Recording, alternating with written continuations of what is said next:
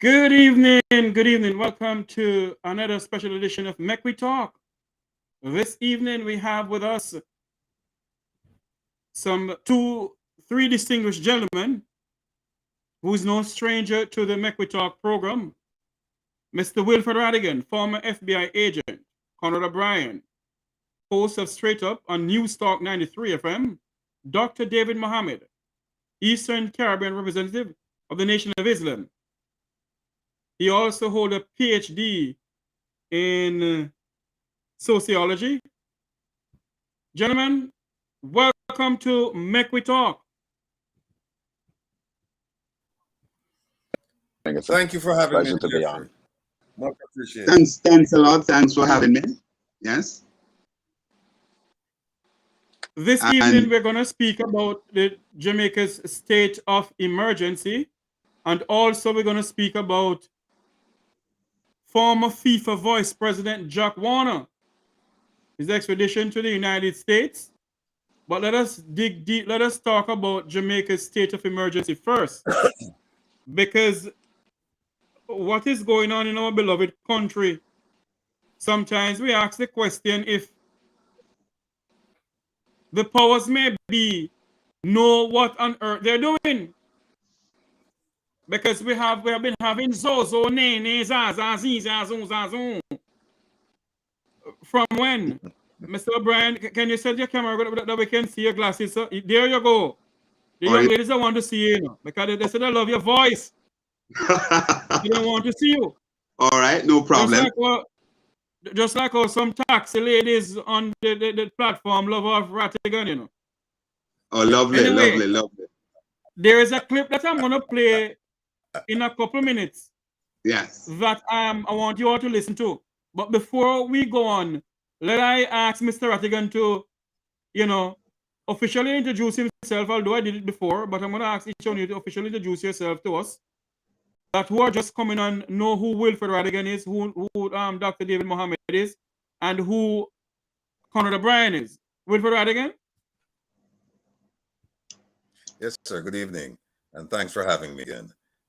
As you mentioned, my name is Wilfred Rattigan, and I'm born and raised in Jamaica, grew up in New York, went to law school in the School of Law, joined the FBI in 1987, served all over, and including FBI headquarters in Washington, D.C., and retired in 2017. Then I've been practicing law and made some forays into the broadcasting business, but I'm still getting my feet there. So I'm looking forward to people like my good brother Conrad here holding my hands and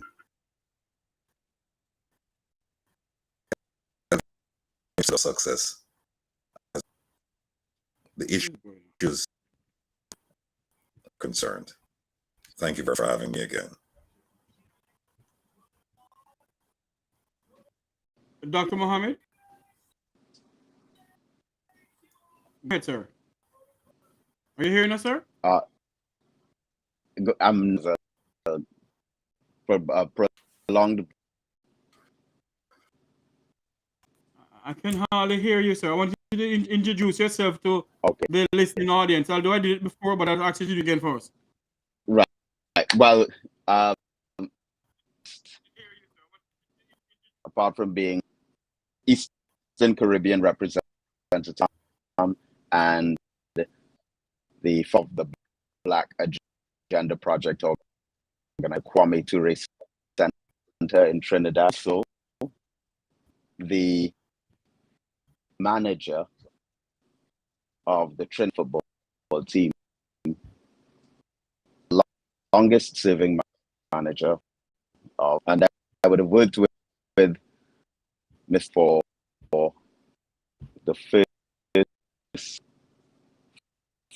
4 years or so of that tenure. I guess we'll get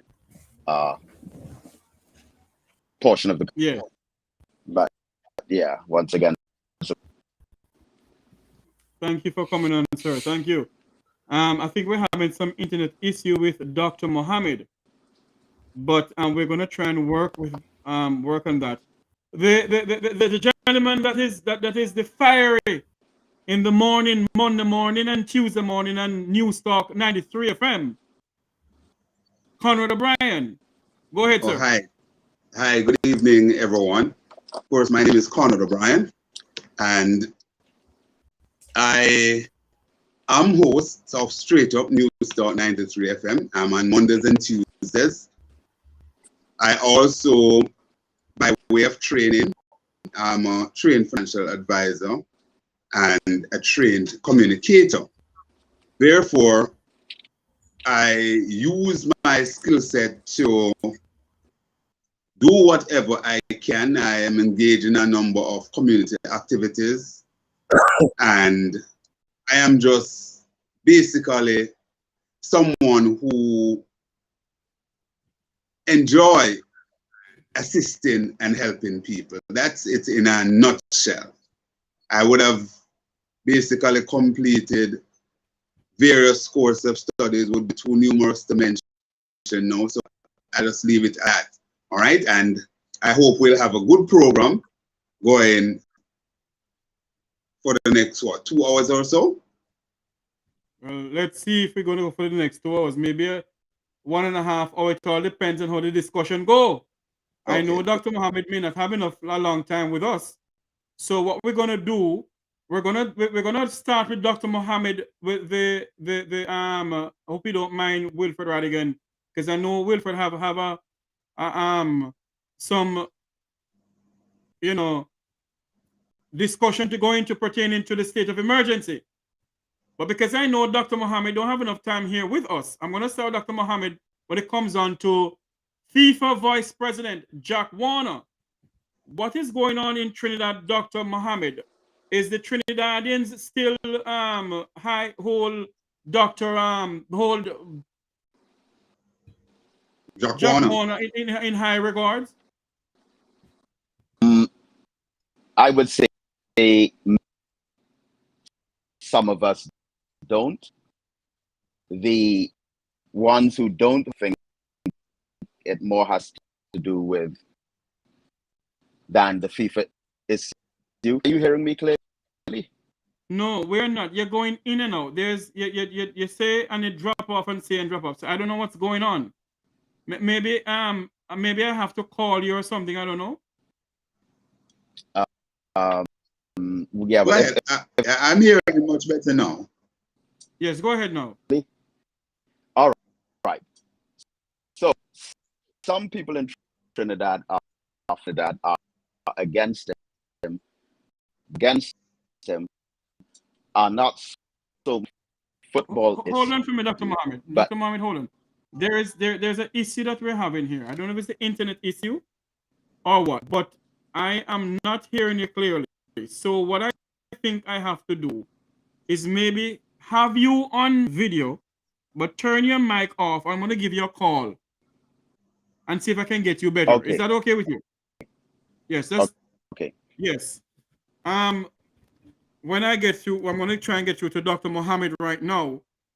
It's a pity that I have to do it this way because we are having some technical difficulties here with the internet issue, an internet issue here. Wherever you're watching and listening from around the world in the Eastern Caribbean, this is Make We Talk, a special edition of Make We Talk on the Make We Talk Jeffrey Tavares YouTube channel. I have with me some distinguished gentlemen. We're going to call Dr. David Mohammed now and see if we can get through to Dr. Mohammed to come on. Yeah. Hello, Dr. Mohammed?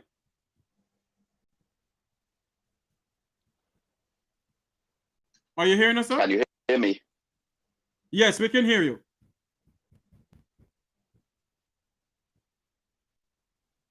Hello, Dr. Mohammed? I am not hearing anything. Oh, Lord. What's going on here now, Father God?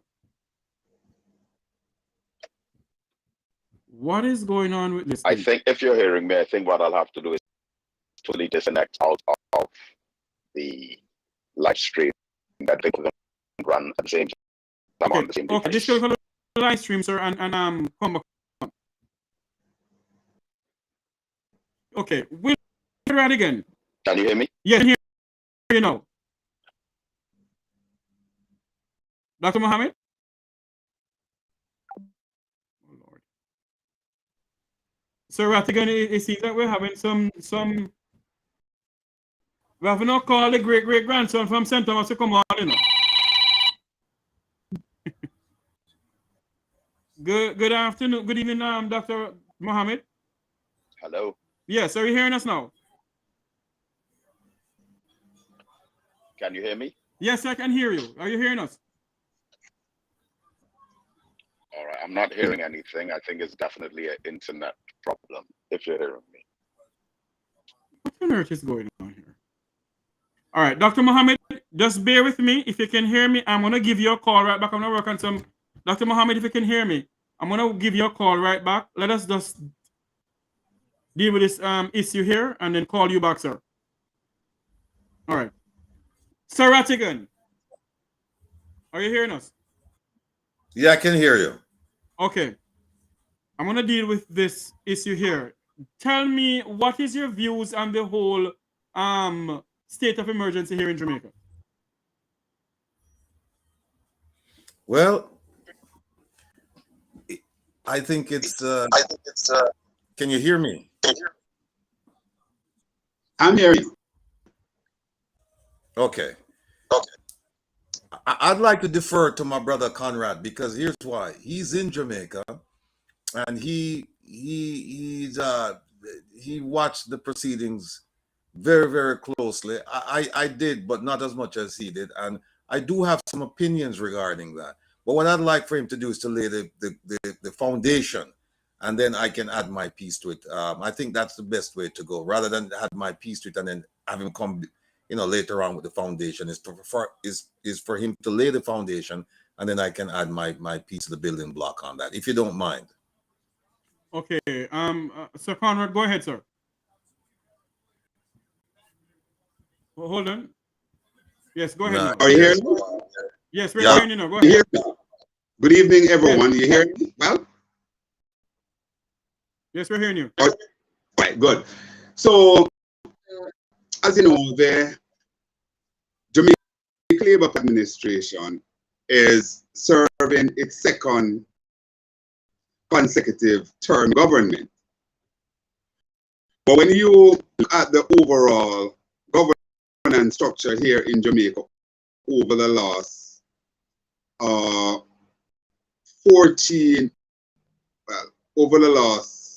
50 years, the Jamaica Labour Party is in government, is in office for 11 of those 15 years. They are second of a second term of government. They had a thin majority back in 2016. They were ushered into power with about a one-seat majority. However, there were subsequent by-elections, and they increased that margin. Then they went to the poll in 2020, and they received an overwhelming victory by way of numbers of seats. And the distinction must be made there, a wide margin by way of the amount of seats that they acquire in Parliament. However, when you strip down the votes, although the People's National Party, opposition PNP, received 14 seats, the Jamaica Labour Party only received a margin of about 3 or 4% of the popular vote over the PNP, 3%. Because what happened, those victories were razor thin. Now, the crime continues to be a major bugbear, and the Achilles heels, the heels of the government led by Andrew Holness. He had come into office with a number of promises, such as you can sleep with your windows and doors open, and if you want to wake up and still be alive, then you should not vote for the People's National Party. Whether it was that heralded him into office at the initial stage, the truth is that he got a thin majority and he was ushered in government. Again, our parliamentary democracy work in our way that the first past the poll, basically the winner takes it all. Therefore, while the opposition can talk in terms of the spend and the power, they have zero, so to speak. They can bring the people pressure to bear on the government. I'm doing all of that long run up to get to the point to say that the state of emergency, no, before I get there, the government promised a crime plan. The crime plan is being asked for over and over and over again, to no avail. And everyone knows that you can't lay everything bare in terms of crime fighting. However, you can give the bone, the skeleton of the crime plan, so people understand where exactly you're going. To date, we have received none of that. Essentially, it seems as if the sum total of the Holness administration crime plan is the state of emergency, garnished with some ZOSO, that's zone of special operation, that gives some amount of powers to the police, but not as much as the state of emergency. It's supposed to have three components: clear, build, and hold. A number of them have been established, but we have not seen the deliverables of those. You may say hold, but the clear and the build, we're not seeing that. So the crime continue unabated, primarily the murder rate. And as a result of that, the government has been relying on state of emergency from 2018. From 2018, the opposition party, the PNP, supported the state of emergency for most of it, even though they had issues with it, outlining that they're not seeing where we're getting as a country, the bang for the buck, based on the spend to keep the emergency going. Because one would not complain if you're spending big money and you're seeing results, but we're just not seeing the result. The murder rate continue to go up year on year. And the state of emergency went to the court, and the court ruled on it to be somewhat unconstitutional. Therefore, the PNP rely heavily on that, along with the other data that is in their possession. And they did not support the recent acts from the Prime Minister and his administration to increase, to continue with the state of emergency. And we saw what happened in the lower house on Friday. While the government has the majority in the lower house, they have 49 seats, which is more than 2/3 majority. So they could easily pass that in the lower house. As a matter of fact, about 44 members in the lower house were present and in the lower house, and all of them voted for it. In the upper house on Friday, we saw 8 opposition MP and 13 government MP. Of course, the government MP voted en bloc for it, and the opposition did likewise with their 8 members. Why is this important? And this is for educational purpose for our listeners, both here and in the diaspora, to understand how the democracy works in Jamaica. The government of the day would need 2/3 majority in the upper house, that's the Senate, in order to pass a bill like this, because it's somewhat of an entrenched nature. And it basically was put there by our founding father to create that buffer between the government and the people of Jamaica, so that the government just can't run roughshod and do the people. The state of emergency, there's mixed review on it. You'll have the business class and people of the upper echelons in Jamaica, in the main, will say, Mr. O'Brien, Mr. O'Brien, hold on. Mr. O'Brien? Yes? If you can hear me, hold on for me. I think we're having some issue with your audio. You do? Because you're breaking up. Oh. Look like this evening.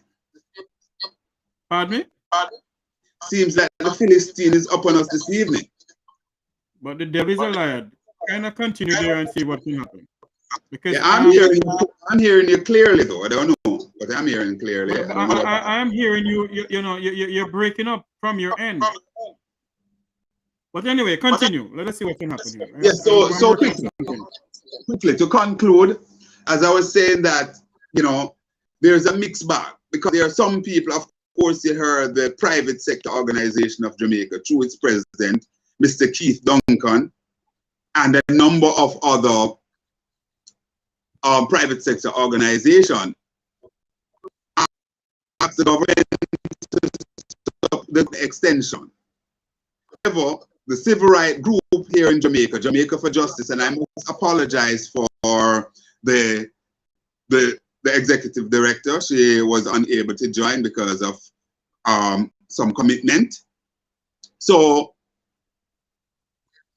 they basically did not support it. The Council of Churches as well did not support the extension of the state of emergency, and many other splinter group and persons of ordinary means did not support it, because it seems to be a draconian measure that just involves in net fishing rather than spear fishing. And we have seen where ordinary young men going about their business to make a living for themselves, their children's mother, and their children, and just carted off and spent extended period in our very, very unkept, luxurious cells that we have. Unkept cells. And as a result of that, some people said that number of these young men end up go into some amount of criminality also because of what was meted out to them, because our cells are basically like a university. So when you put people in there, and also the kind of hatred that these young men come back on the street with for both the police and for the governance structure of the country as a whole. So there's a pushback there. Again, point to note is that when you strip away everything and lay it bare,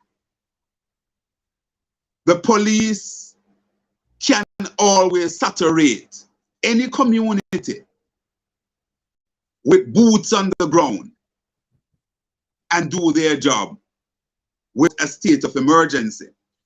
The only difference with the state of emergency is that it allows the police extraordinary powers, and indeed the soldier, to detain you for an extended period of time, even though you have a tribunal that you can basically appeal to, but they can hold you for a long period of time. We have seen persons spend up to 180 days incarceration on the previous state of emergencies. And as a result of that, the opposition said that they will not continue to support that illegal act that is really, As you talk about the illegal act, there's a video clipping that I want to play with Damian Crawford clashing with President Senate Tom Tavares Simpson, and it was you know, as Mr. Tavares Finch is saying to Damian Crawford, that they must go back to the old whatever report. And Mr. Tavares Finch ended up saying that your government, like I would say, your government was the one who signed some bogus state of emergency, like up my friend Babsy Grange. I want you to listen to this. 1,202 persons detained for questioning, 581 persons charged, 101 firearms and 690 rounds of ammunition recovered.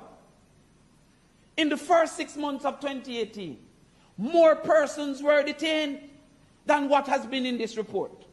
2,674 in 2018 young black men were detained, of which only 100 and something were charged. The vast majority were charged with expletives. What? The use of expletives. It says, further, a large quantity of weapons and ammunition has been found by security forces since the 19th of June 1976. In the 10.5-month period prior to that date, 255 firearms were found.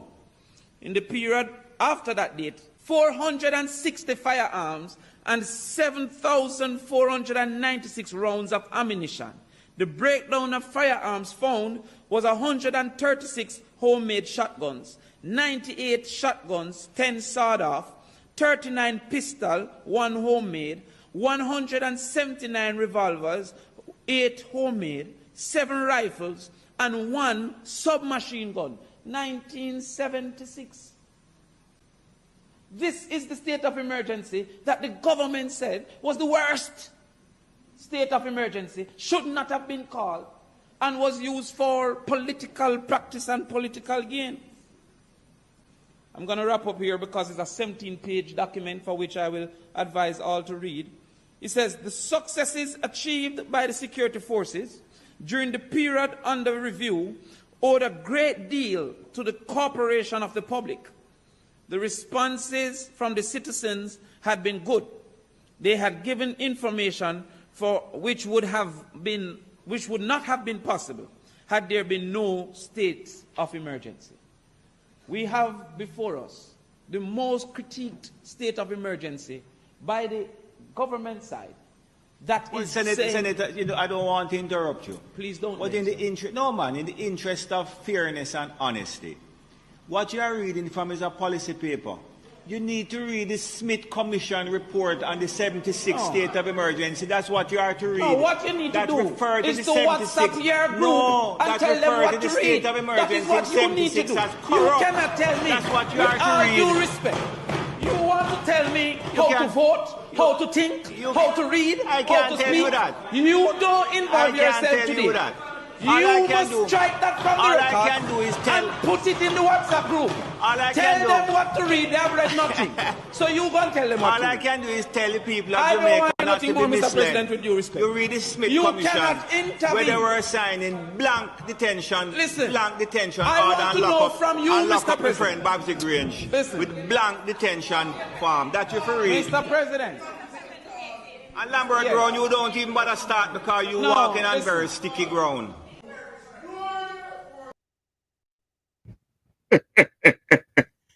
You see what is going on in our parliament, Wilfred Rattigan and Conrad O'Brien. I have with me here where I don't want to drive away from the whole argument of the state of emergency and what Damian Crawford said. But as I said before, we have Dr. David Mohammed out of Trinidad. He doesn't have enough time here with us this evening. And I would love for him to just tell us what is going on in Trinidad with Jack Warner. So I hope you don't mind Wilfred Rattigan and Conrad. No, go ahead, please. Right. Can you hear me? Yes, I can hear you. Go ahead. Okay. So with this, greetings to the brother to be on. Now, the issue with Jack Warner centered around the fact that for the World Cup 2018 and 2022 in Qatar, way of the United States of America. I want us to try and recall Jamaican distinguished general center stage in that is for Horace Burrell, Football Federation. FIFA has a cult from way back since the days of from the 19 up that to host the World Cup. It is a big event in the world. It's rivaled only by the Olympics. Culture is 5 top bidders. Financial host nations are wine, gifts, their treat royalty. This is to the in trying to win the bid, how things go, and all these can imagine. It's the same with the outside information when it comes to football. And I am the longest serving manager of the national football team, and it was actually initially appointed me. So I served from 2007 to Jack Warner. Yes? I don't know what's going on here. Your audio is not good at all. I don't know what is going on. The audio from you, it's not good. It seems that you don't want us to talk tonight about the state of emergency in our Jack Warner. Because everything was working fine. I did a test run today, and now everything is just going haywire. Call again? Yes, hang up. You cut your thing there and call in and see what's going on, because I don't know. Right. This evening is not a good evening at all. Conrad O'Brien, I mean,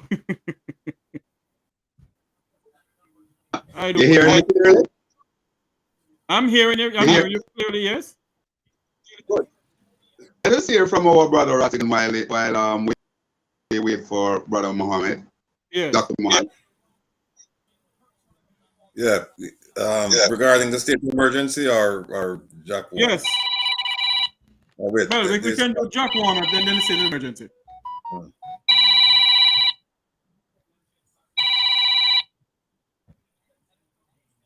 Good evening, Dr. Mohammed. Yes. Are you hearing us? Clearly? Yes, I am. Yeah. Okay. You hearing him? Are you hearing him, gentlemen? Yeah. Much better, eh? Mm-hmm. Go ahead, sir. Go ahead. So, Dr. Mohammed, Right, so, what is people saying in Trinidad about Jack Warner? Do they still hold him as high regard, being a former Minister of National Security? Okay, so when it comes to the politics, there are those who are for him and those who are against him. But that's a separate issue. I just want to explain very quickly the situation with FIFA. So right now, Qatar is hosting the World Cup. But the bid was given for the Qatar 2020 World Cup at the same time as the Russia 2018 World Cup. And I want us to think back to when these bids were made. All of this was big in the news. And it goes back to 2010. Just before the South Africa World Cup, the announcement was made that Russia would host in 2018 and Qatar will host in 2022. Now, the culture of FIFA is that when you're getting ready to bid for the World Cup, you have about 4 or 5 top countries that are candidates, and they will wine and dine the officials of FIFA. They will give gifts. They will give cars. They will give jewelry. They will pay for expensive trips. It's a showcase of that luxury lifestyle. That's part of the culture. It has been like that since the 1970s, 1980s. that the host nations would make generous overtures to the administration to try to influence their thinking to make the decision. Now, when the decision was made in 2010 about the World Cup that's taking place now in Qatar, as well as the one in Russia for 2018, there was a very high expectation that the United States of America and England would be given 2018 and 2022 to host. I was in Trinidad at the time. I remember David Beckham coming to Trinidad. I remember Jack Warner meeting with President Barack Obama, all different types of celebrities and noted personalities from those countries. They will come to Trinidad and, you know, they'll do the whole wine and dine thing. That's the norm. That's how it's done. That's what they've always been doing. But if you look at the video footage, on the new Netflix documentary, they show you, Yeah, but I know you're going to go through that, but the question I want to ask you, though, is the Trinidadian government going to extradite Jack Warner to the United States? Well, I hope they don't, because he did not do anything that they always do every 4 years. Now, you see, Jack Warner was a political opponent to the current government. And it's sad that, you know, sometimes people only see things through the lens of politics. So they've always been against him, but not because of his involvement in football, because of the fact that he was in a political party that formed the government from 2010 to 2015, where he was against the current government. So it's very Dr. Mohammed, some may argue and say that Jack Warner has committed certain things. From finance go through the American banking system. Right. Well, this is my point. I cannot say that he did or did not do any of these things. I cannot testify to say he's innocent or guilty. What I can say, though, is that he continued in the same tradition that has always been the norm in FIFA. Look at how this thing played out. You have to see the Netflix documentary to understand. You had a whole lot of people that were found guilty or culpable. But Blatter, he was arrested, he didn't go to jail. Michel Platini, he was not arrested, he was banned for 8 years. Chuck Blazer, who was the real criminal identified by the FBI and the CIA, they gave him the opportunity to stay free if he would sell out Jack Warner. Now think about this. The American government is doing the investigation, and they have found an American citizen as guilty. And they are willing to free an American citizen in exchange for a foreigner who has nothing to do with them. I mean, how did the government of America, through their attorney general, through their FBI, become the legal authority over a world governing body of a sport that is based in Switzerland? And again, another black man, Mohammed bin Haman, who was the head of the Asian Football Association, he was bidding for leadership of the FIFA.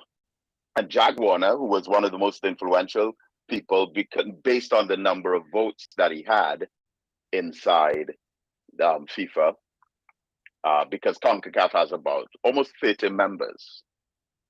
That's all the Caribbean, North, Central America. And Jack Warner is someone who they always courted. But some may argue, and I think this is where I want to ask Wilfred Rattigan to come in. Because I'm trying to figure out something here. You said FIFA is a world governing body, but Wilfred Rattigan, if FIFA have any banking system within the United States, don't America's judicial system have some legal say in this? Yes, it does. Let me just say one last thing just before we bring in the other comment.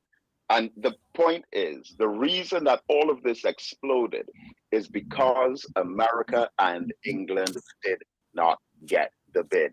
Look at the video when Sepp Blatter is making the announcement, all the fanfare and drum roll, and he says, for 2018, and the winner is, and he opens the envelope, and he says, Russia. Now, the first thing that runs through people's minds is, but wait a minute, it's supposed to be England for 2018, USA for 2022. So when they announced Russia for 2018, everyone was wondering, well, either America or England are going to be sidelined. I wonder which one it is, because there's only 1 year left, 2022. Who is going to get the bid? Is it America or is it England? Then President Sepp Blatter opens up the second envelope. He says, and for 2022. And the winner is, and he opens the envelope and he says, Qatar.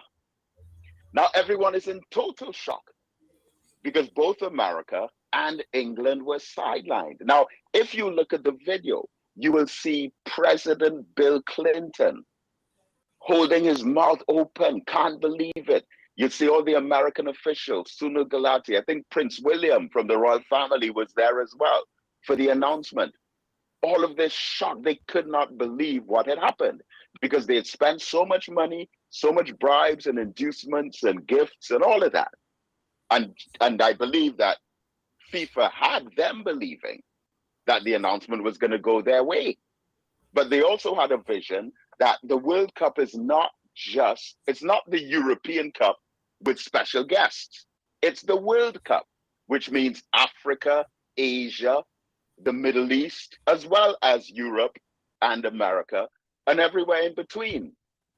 But up to that moment, it was strictly between Europe and South America. So when that decision was made and all of them were in shock, they took a decision that they will go after them legally to prosecute them for things that have been done in that organization from the beginning. So in general, it's okay for the white Europeans to do it. But when a black man from Africa or the Caribbean. I think we have Conrad O'Brien want to ask you a question, Dr. Mohammed, then we're going to get Wilfred Rattigan to come in. Yeah. Mohammed, how are you doing? How is the Republic of Trinidad and Tobago doing? Oh, it's underwater right now. There's a lot of flooding. Good. Well, I wish you well. I hope it will subside soon. What I'm hearing from you, Dr. Mohammed, while you're not prepared to pronounce as to whether or not money flow through the American banking system, which would there be things to be done based on the position that Aston Jack Warner held at the time,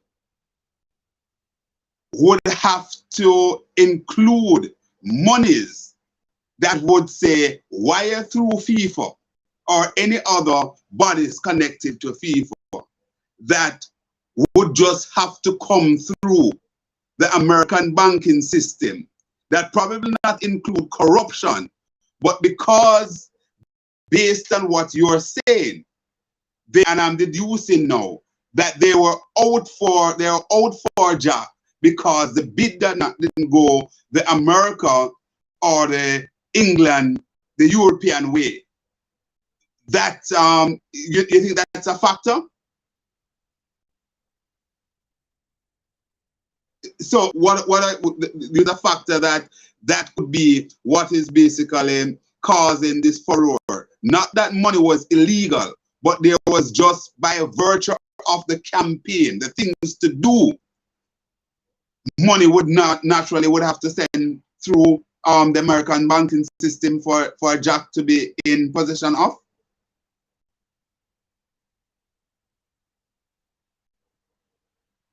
Dr. Mohammed?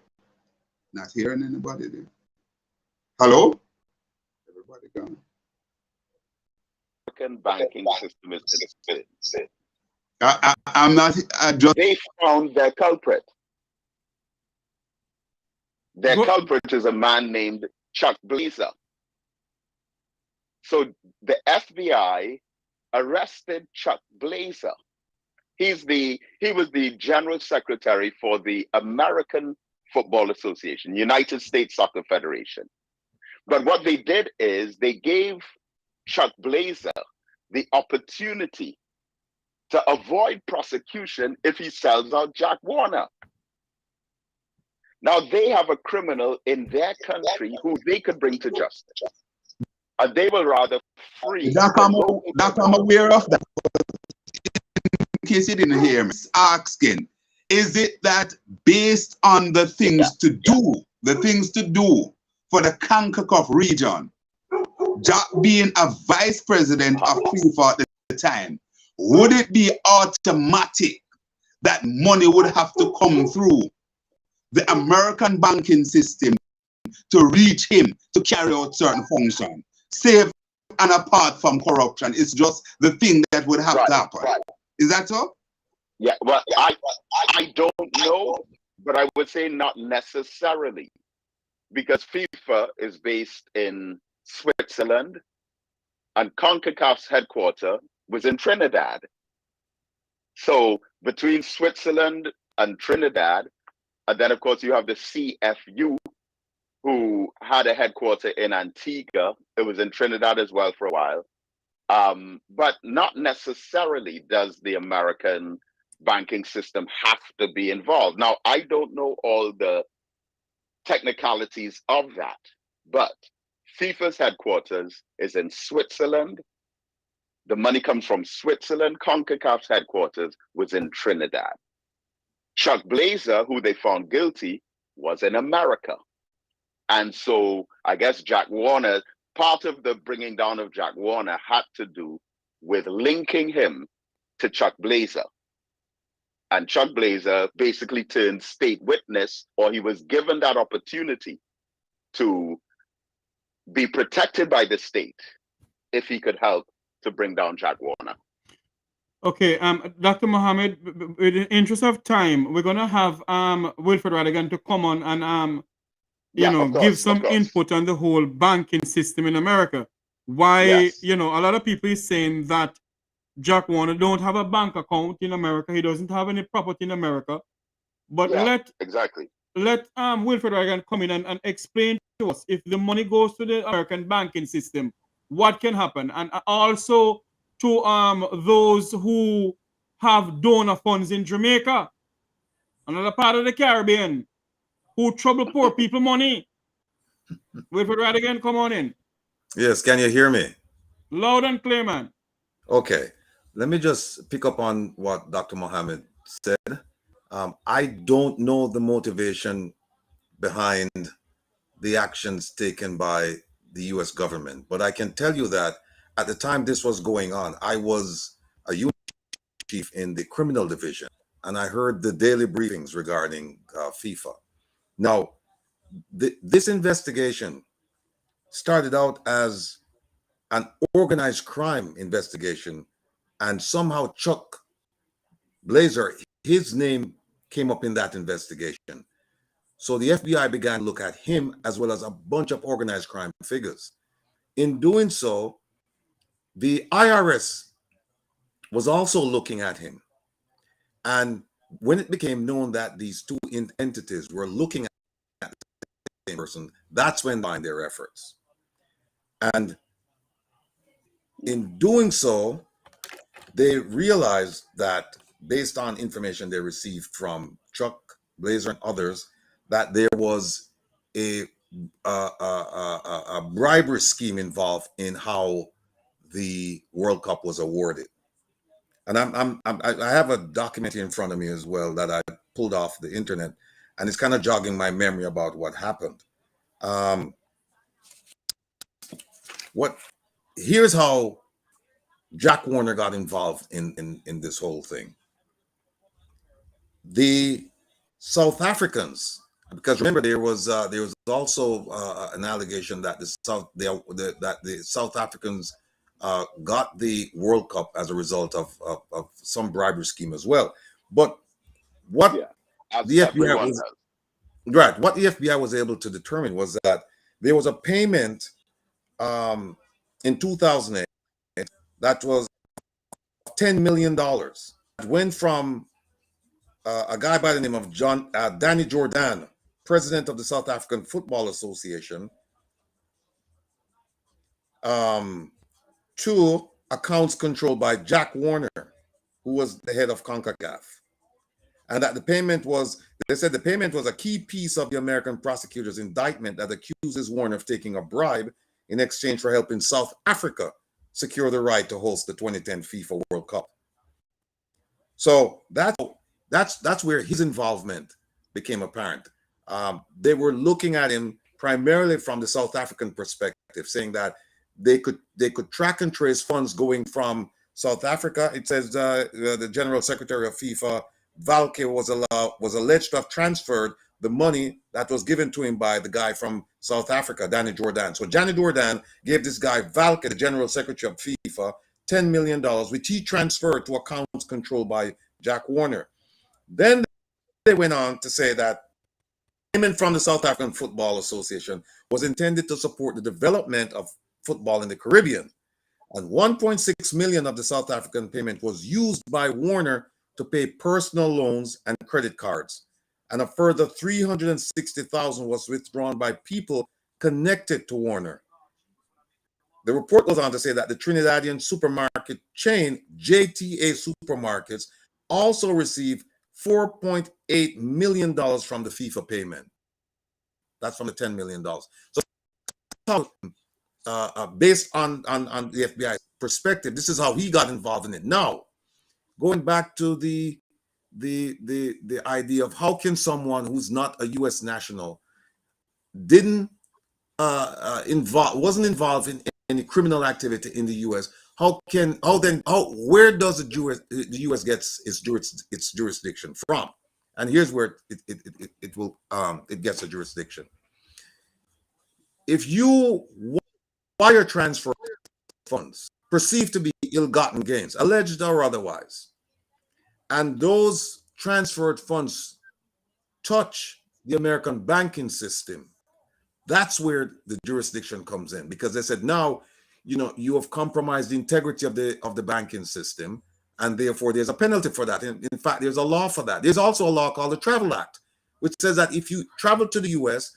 in furtherance of a scheme, like if you travel here and you pick up a check, you may think that you haven't committed any infraction, you haven't broken any laws, but because of the scheme and the fact that you came here to pick up that check, you've broken the Travel Act, and therefore you're subject to American jurisdiction. So that's where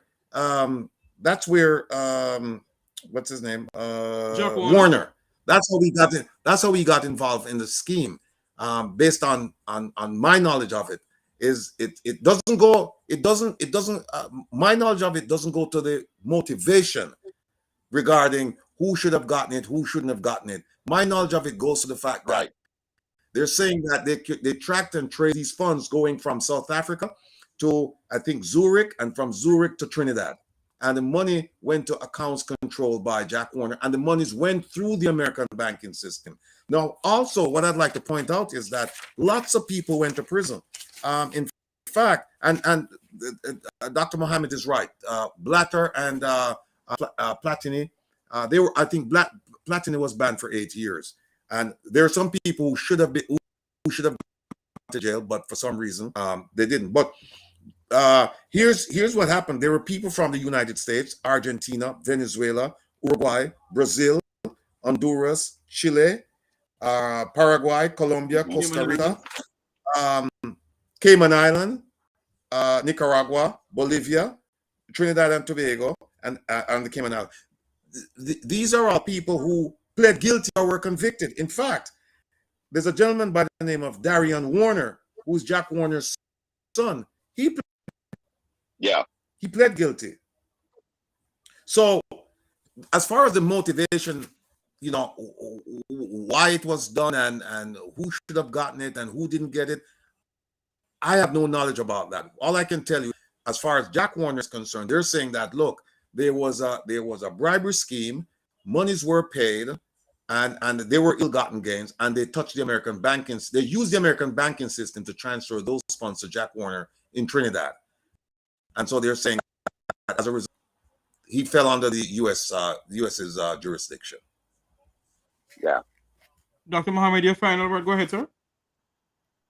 Yeah, and I appreciate that insight, of course, which is not my field. And that is very, very valuable knowledge on how that aspect of the banking system works. It's very, very enlightening.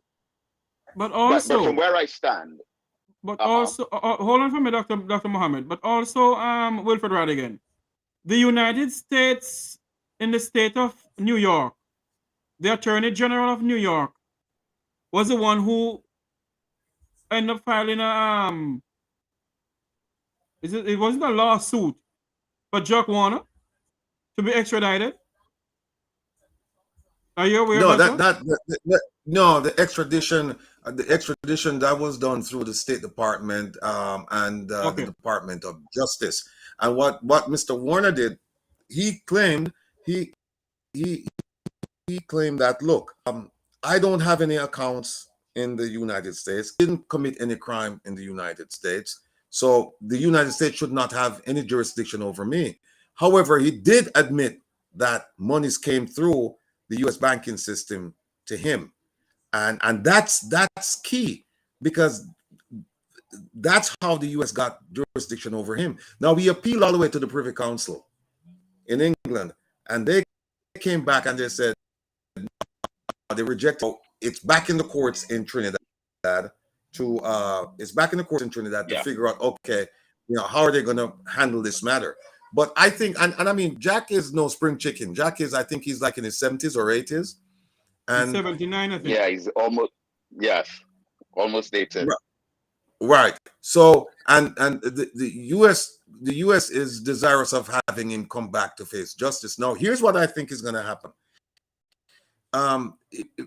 As long as he continues to fight jurisdiction in Trinidad, the U.S. is going to apply pressure. I mean, I've seen this, and I know it's going to happen, because they're going to say, look, you've exhausted your legal remedies as far as appealing to the Privy Council, and therefore you should just surrender to justice, to American justice.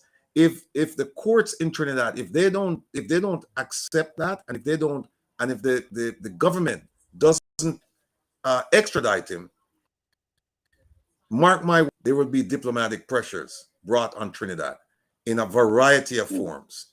And I think when all is said and done, he will be extradited. Hold on for me. Go ahead now, Sir Conrad. Based on your expertise, Mr. Rattigan, let me throw a spanner in a wrench in the hub here. Because let's say Jack Warner was receiving these funds, and he thought that as head of CONCACAF, these funds were coming through legitimately, not understanding that he was committing an offense by way of receiving the funds just by it touching the American banking system based on the jurisdiction. Would he, I know this probably would have to flesh out when he's extradited and so on, and this form a part of his case file. Do you think is there any credence to that? Hold on for me. Go ahead, no, sir. Two things. This gentleman, I think he's. Let me just look. I think he's Chuck Blazer. Yeah, he's dead. Chuck Blazer. He died in 2017. Now, Chuck Blazer became a source, a cooperating witness for the FBI and the IRS. And as a result, he wore a wire. So every time he was around these guys, he was recording the conversations. And apparently he recorded conversations wherein the scheme was discussed with Jack Warner. The second thing is, when the money got to Trinidad, Jack Warner didn't use the funds as it was intended. Now, keep in mind that the money itself, right? The money itself was paid as a bribe for them to vote so that South Africa could get could have the Olympics and others as well. And so when the money got there, they looked at what he did with it, and they said, wait a minute, this money was for the development of football in the Caribbean. That's That's ostensibly the purpose of this money. But when they looked at it, they said, wait a minute, what did he do with it? He took 1.6 million to pay for personal loans and credit cards. And then 360,000 was withdrawn by people connected to him. And then and here's another very puzzling piece of the puzzle, that the supermarket chain JTA received 4,860,000. And they're saying, well, for what? They're not involved in development of football. So we're so it's two pieces. One is that the conversations were taped. The conversations were taped. Where they're saying, the U.S. government is saying, we have proof that he knew about this thing, and this 10 million was his payment of it. And the second part of it is that he received it via the U.S. banking system. And when he received it, what did he do to show that it's his personal money? What did he do with it? He used it on his personal, to address his personal issues, his credit cards and so on and so forth. So to answer your question in a nutshell, his conversations were taped. Based on what I'm reading, his conversations were taped, and the money was used for a completely different purpose. One quick thing, Mr. Moderator, one quick one here to Mr. Rattigan. The fact that you outlined just now that the money, the initial argument was that the money was for football development in the CONCACAF region. However, based on what you outlined just now, it is money were used for other purposes. Had that money gone into football development, would Jack be in a spot of bother this month today? Yes, and I'll tell you why. Because if they have tape recordings, them saying to him, Jack, vote for the World Cup to go to to Russia or Qatar or South Africa, and we will give you this 10 million to use to develop football in Trinidad. That would have been a bribe in and of itself. So even if he used it for the purposes that it was intended, it still would have exposed him to legal liability, criminal liability. But the thing is, you can tell from this that this appears to be personal in nature. And what happened was that they couldn't have transferred, and you have to put on the thing, the purpose or whatever. They couldn't put that, well, we're giving it to him as a gift, because that would be a red flag. You can't, why are they giving him, why is FIFA giving the CONCACAF president $10 million as a gift? That wouldn't fly. So they said, oh, it's to develop football in the Caribbean, right? And so when he got the money, he didn't develop football in the Caribbean. He used the money for himself. And I'm still curious as to this JTA supermarket, as to, how was the money? How did they? What's their role in all of this? Why did Dr. Mohammed? Right. Well, JTA is a local supermarket. You don't hear a whole lot about them. I think they are owned by supporters of the political party that he was part of. But again, my focus remains on the culture of the organization and how selective they have been in prosecutions, period. Even the current president of FIFA, who gave some very interesting remarks at the beginning of the World Cup in response to those who were condemning the choice of Qatar as host. He basically said, he basically, in a nutshell, he was saying, paraphrasing, we as European people don't have the moral authority to condemn other cultures for human rights violations, seeing that the Europeans have their entire history written in the violation of the human rights and civil rights of other peoples. And of course, there is that argument as well that Caribbean football was not developed with whatever funding was made available.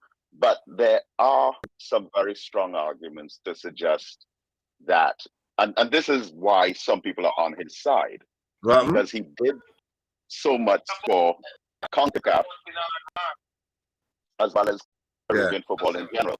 I think at the time when he came to FIFA, there were just 1 or 2 spaces. Hold on for me, Dr. Mohammed. Hold on for me, Dr. Mohammed. Yeah. Hold on for me. I want to ask him something. Mr. Mohammed, you follow Jamaican politics, I presume. You saw what happened, it was about in 2010, thereabout, when there was a extradition order out for Mr. Cook. And there was some amount, I'm using my words carefully here. There was some amount of resistance by the then JLP government led by Mr. Golden. And we saw what happened here in Jamaica when the United States decided to re-exercise its power and so on. Are you getting the feel that there's a resistance from the present administration? No, in Trinidad and Tobago. No, the opposite. The opposite of that is true. Because the current government, I think, will be very, very willing and swift to facilitate the extradition of Jack Warner, because they are literally political enemies. And even the Prime Minister of Trinidad and Tobago released a statement saying basically that Jack Warner has embarrassed the country, right? But having said that, Trinidad and Tobago football has all but collapsed since his removal. So the other side of the story is that he was literally like a godfather of the national team. So the wages, the salaries of the national players is probably close to about, less than a third of what it was before. The amount of tours, games, international friendlies overseas, the quality of the training camps, the resources that were available have all diminished. So while Jack Warner was there, a lot of people were critics of him. But now that he's gone, a lot of people involved in the football industry are in a way feeling the pinch. And no one can deny, love him or hate him, no one can deny that his withdrawal from the sport has seen it suffer tremendously as well. But to your question more directly, the government here would be much more willing to extradite him, to throw him under the bus, turn their back on him, so to speak.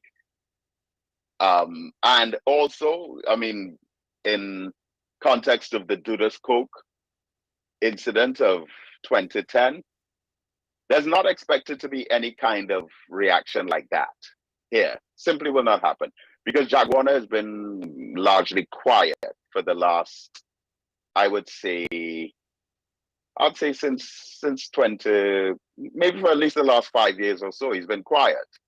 He hasn't said much. He hasn't appeared in the public much. He hasn't done any interviews that I know of, at least. So most likely the entire process will take place quietly, but I believe that the country should show some kind of national pride and not extradite him based on the wishes of a foreign country. What he did is not considered or has not been considered a crime in Trinidad. Dr. Mohammed, yeah. If you remember when former Prime Minister Bruce Golden told the American government in no uncertain terms that the Jamaican Constitution don't support polygamy, you know what the American government did? Well, they ended up coming to some kind of agreement, because it wasn't the American military didn't engage in any exchange of gunfire with any local authorities to get him. That was between the local authorities in Jamaica and his supporters. But so if Trinidad and Tobago signed an extradition treaty with America, although American citizens is not being extradited from America to anywhere else in the world, they're going to come into Trinidad for him. Never. As a matter of fact, wasn't the American boy who painted some graffiti on a train in Singapore? Yes. That government fought for that citizen as if he was the president's, as if he was the vice president of the United States. They respect the constitutional rights of every single one of their citizens. It could be a newborn baby in the middle of a desert. They will do what they can to protect him. But at the same time, they expect other countries around the world to put the American Constitution first and our own Constitution second. Okay, Dr. Well, Mohammed. Well, here's the thing. Here's the thing, though. The thing is, if there's an extradition agreement, I mean, that makes it difficult when the extradition order is sent, and the host country government says, "Well, we're not going to send him." It would, unlike the case with Brazil. Brazil doesn't have an extradition treaty. The fugitives living down in Brazil. So they know, and they know they can't talk to the Brazilian government about extraditing fugitives. So they just wait for you to travel. But what would be interesting, Dr. Mohammed, is to see. What would be interesting is to see whether or not, and I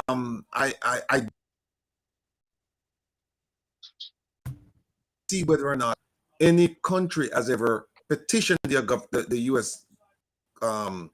The U.S. Actually, you know what? I do know the answer, because I know that Turkey, I believe, is trying to get this guy out of Pennsylvania. Right. And the U.S. government says no, because if they send him back, they're going to kill him. So they said, no, we're not going to, for whatever reason, the guy's still here. Dr. Mohammed, your final say before you go, sir, because we have to go to the other topic. It is now 8:22 here in Kingston, Jamaica. Wherever watching and listening from around the world, on the Eastern Caribbean. This is Make We Talk. Dr. David Mohammed, your final word, sir. But I just want to say that I think on matters like this, we should show a united front as a Caribbean region. Caribbean football, the CFU, also has to be developed. It's been suffering since the removal of Jack Warner again. And we have to find ways to strengthen each other through interregional empowerment. And just one last word on the World Cup. And I've been saying this to people who support the African teams. Don't feel bad because the African teams aren't advancing, but African people are. So England scored 6 goals in their first game. 5 out of those first 6 goals were scored by Africans. Almost half of the Qatar team is Africans. Almost half of the Saudi Arabian team is Africans. Almost the entire Ecuador team is Africans. Switzerland beat Cameroon 1-0. But the player from Switzerland who scored the goal against Cameroon was an African born in the Cameroon who ended up playing for Switzerland. Even the United States of America, the current president of Liberia is George Weah. He used to be a footballer, but he has a brilliant son, George Weah Jr., who's also a magnificent footballer. But who does he play for? Does he play for Liberia? No. Does he play for any African country? No. He plays for the USA. He doesn't even play for Jamaica. His mother is Jamaican. Liberia scored the only goal for USA in the World Cup so far. And there are hundreds of other stories like this. And also us as Caribbean peoples, the top goal scorer for Costa Rica is a Jamaican. That's Joel Campbell. Some of the top goal scorers for England, Raheem Sterling. He was born in Jamaica, but he's representing England in the World Cup, as well as Marcus Rashford, top goal scorer for England. His parents are Jamaican as well. Yes. And even Jadon Sancho from England, and Wendell Moore from America, born to Trinidadian parents as well.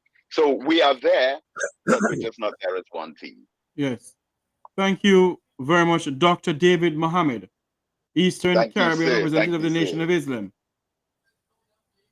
Thank you, my brother. Looking forward to the next time. Yes, sir. Thank you so much. And we do apologize for the technical difficulties we're having.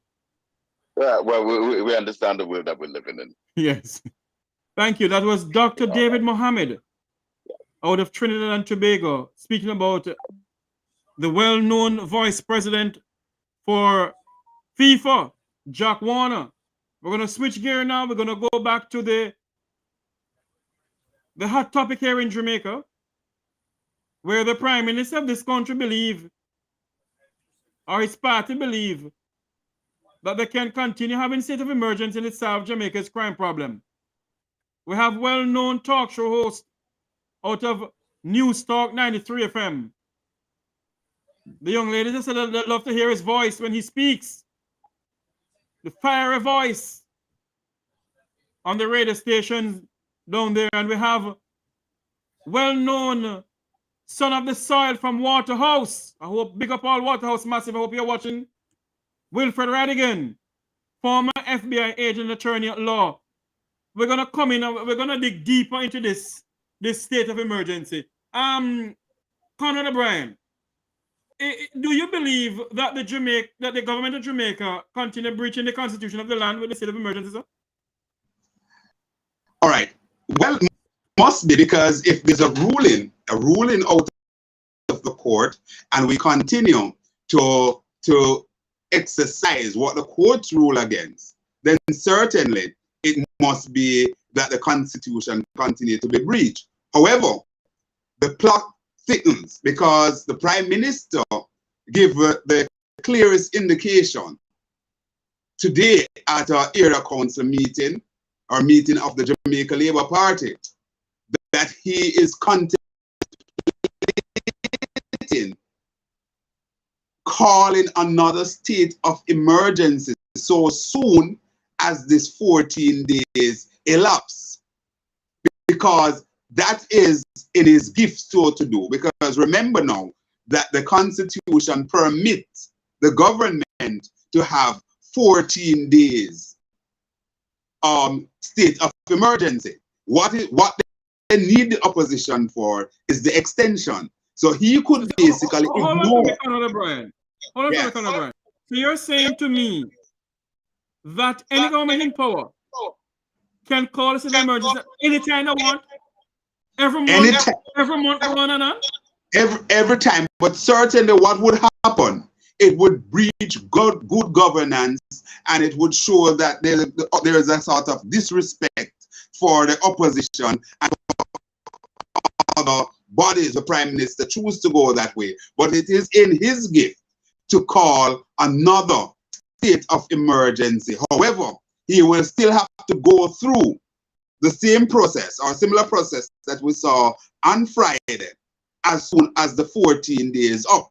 So it's basically something in fertility. I know that businessman Kevin O'Brien Chang, who some people describe as a well-known mouthpiece for the Jamaica Labour Party, he is on record yesterday advising the Prime Minister to go right ahead and call another 14 days immediately after this 14 days up. So we're watching the landscape to see if the Prime Minister will basically adhere to the advice of Mr. Kevin O'Brien Chang et al.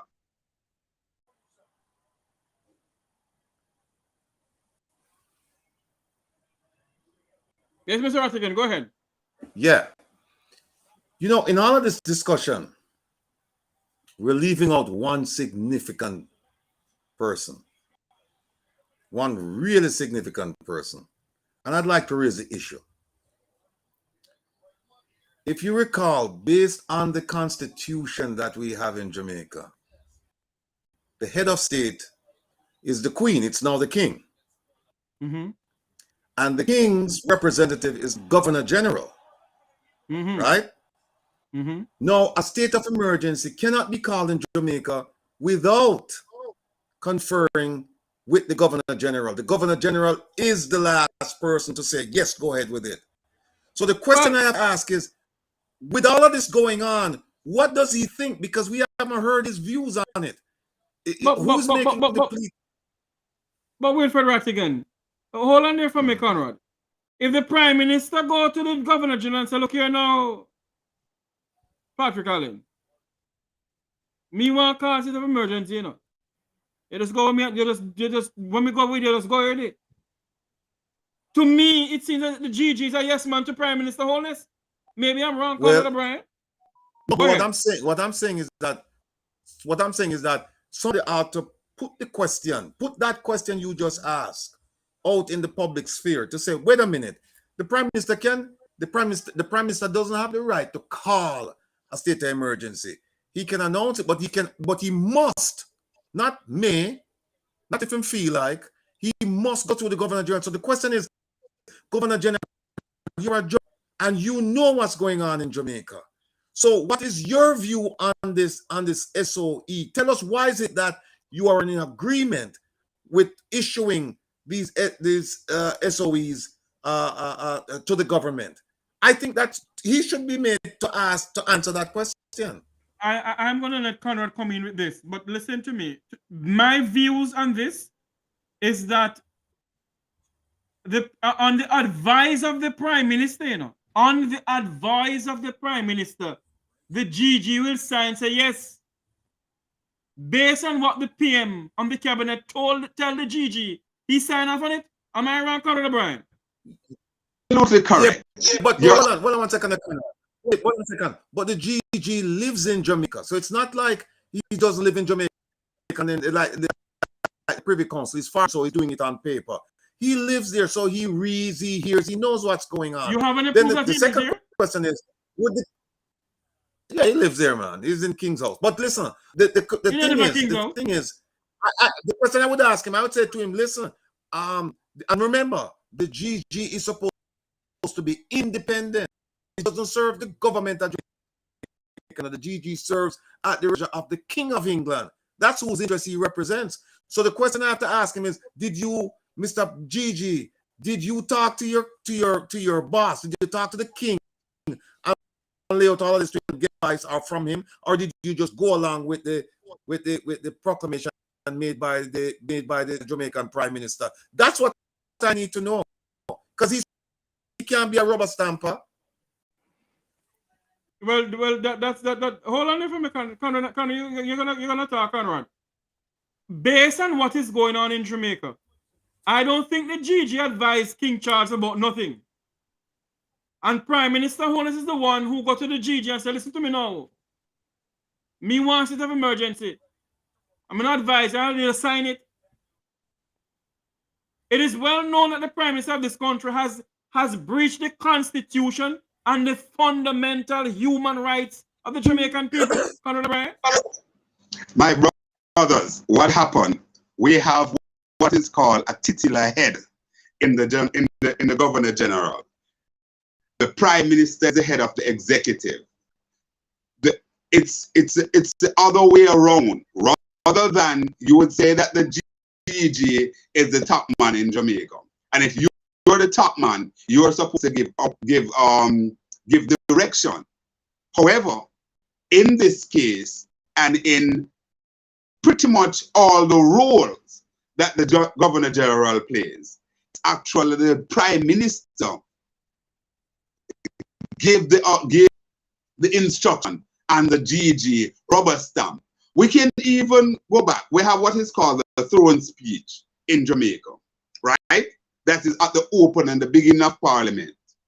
And the truth is that we hear a lofty speech being read out by the GG. And the government will do this and will do that and so on. The GG is responsible for not even one word, not even the on the paper. He got a document and he comes into the Parliament of Jamaica with a joint sitting and basically regurgitate what is on the paper. As it relates to the state of emergency, the GG will go along if the Prime Minister call it 1 million more time and basically rubber stamp it and sign off. Because first thing to begin with, they come out and that, listen, the Prime Minister in the first place tell us that it is the virtue of the order of the Commissioner of Police and the Chief of the Jamaica Defence Force. However, when you speak with the rank and file police duty, they are not in favor of a state of emergency because they believe that there are other policing mechanisms that can be utilized. The chairman of the Police Federation spoke at a funeral today, and in his own words, he said there's no need for any state of emergency. He represents the rank and file of the police force that represent about 85 to 90 or 95% of the men and women of the Jamaica Constabulary Force. Therefore, you wonder how the man who was on the street carrying out the work, not seeing the need for a state of emergency, but a man who sits at the decks telling them that they need a state of emergency. This, in my humble view, suggests bankrupt minds.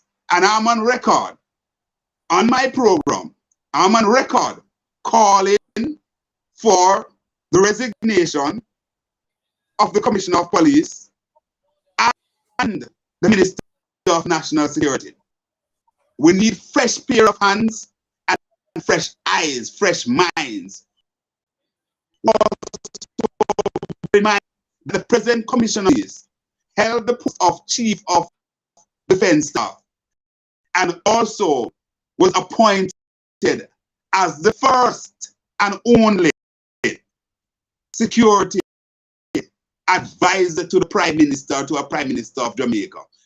All of that came to zero. We didn't see a crime plan when he was there as advisor. We see now that he is there as Commissioner of Police. And it begs the question, why after so many years, he is still there? We're accustomed to when you put someone in this role and then they're performing better than this commissioner. He is removed. So what is it?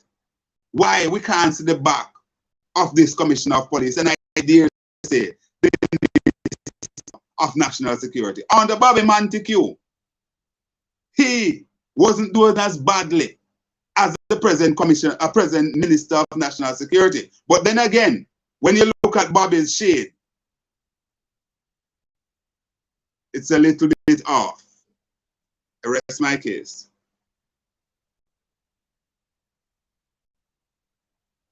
Hello? The Jamaican is asking. I don't refer to Rattigan, must getting some information there now, that's why he's on his phone, you know. But the question the Jamaican people is asking Conrad O'Brien is, why is it that if everybody's blaming the People's National Party for not signing up on the Zozo, and I don't blame them, don't sign a damn thing. It is not solving Jamaica's crime issue.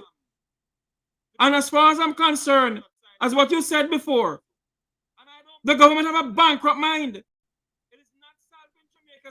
The Minister of National Insecurity and Injustice, the Commissioner of No Police, what are they doing? Sitting on collecting poor people money for nothing? While the people of our country is being, hold on there, Conrad, the people of our country is being gunned down like blackbird every day. 1,390 some Jamaicans murdered already. And the Prime Minister of this country does believe. Because they're in a, you know why? You know why the GG him sign off on it? Because all him do is going around and yam, you know. All the GG is going around and yam. You know why he sign off on it? Because he's a yes man to the Prime Minister of this country. The GG don't think for himself. And they're in a bubble. When they say here, we wah, wah, wah, wah, we wah. And the people of the country live where there's no security around them. The police is not being given the tool to go and fight crime in this country. The police not even have ballistic vests. And all they can hear, twiddly dum-dum and dumbass are the dumbest. Commissioner of No Police is full-time. The people of this country and the private sector organization is a bunch of damn hypocrites. The churches in this country do not want the state of emergency. And the Prime Minister of this country wouldn't want to listen to the churches. The time has come for Jamaicans to stand up. Yes, crime is out of hand. But that's the only crime mechanism they have is Zozo, Nene, Baba, Bibe, Baba. And all they can hear the commissioner of no police come on and give some damn stupid monthly report. That's what to me, man. It's damn nonsense going on in this country. Wilfred Rattigan? Yes, sir. No. The Governor General, he receives a salary of $70,400 US. That's in addition to all the expenses that the expenses that are absorbed by the people of Jamaica and maybe I think the monarch, right? So he gets 70,000, approximately 70,500 in just salary. This doesn't include his housing allowance, car allowance, clothing allowance, food allowance, blah blah blah. To do what? Do what? No. Here's what it says about him. It says the monarch, on the advice of the prime minister, appoints a governor general as his or her representative in Jamaica. Right? Both the monarch and the governor general hold much power, but rarely exercise it. Usually only in emergencies. So what that tells me is that the governor general serves at the pleasure of His Majesty, not the pleasure of the Jamaican government or the Jamaican people. He serves the pleasure of His Majesty, which means he can act independent of everything going on around him. In fact, it says here that the governor general under the Constitution is given authority to act in some matters, for example, in appointing and disciplining officers of the civil service, dealing with Parliament and so on, but only in a few cases do they have the power to act entirely at their own discretion. No, we're not asking him to act entirely at discretion. We're saying, look, if you get this piece of paper saying that, look, we want to implement a state of emergency, there's nothing wrong with him saying, show me the proof that we need this and that we need it consistently year after. Why do we need it? Don't you guys have a crime plan that you can deal with crime effectively rather than using this tactic? Don't you have crime strategy? We should be asking those questions. So this is further proof to me, this is just my opinion, that we don't need a governor general. If he's only going to rubber stamp everything that the government sends to him and he doesn't exercise the independence required to fairly and objectively deal with the issues, then we don't need him. He should not be there. That's my argument.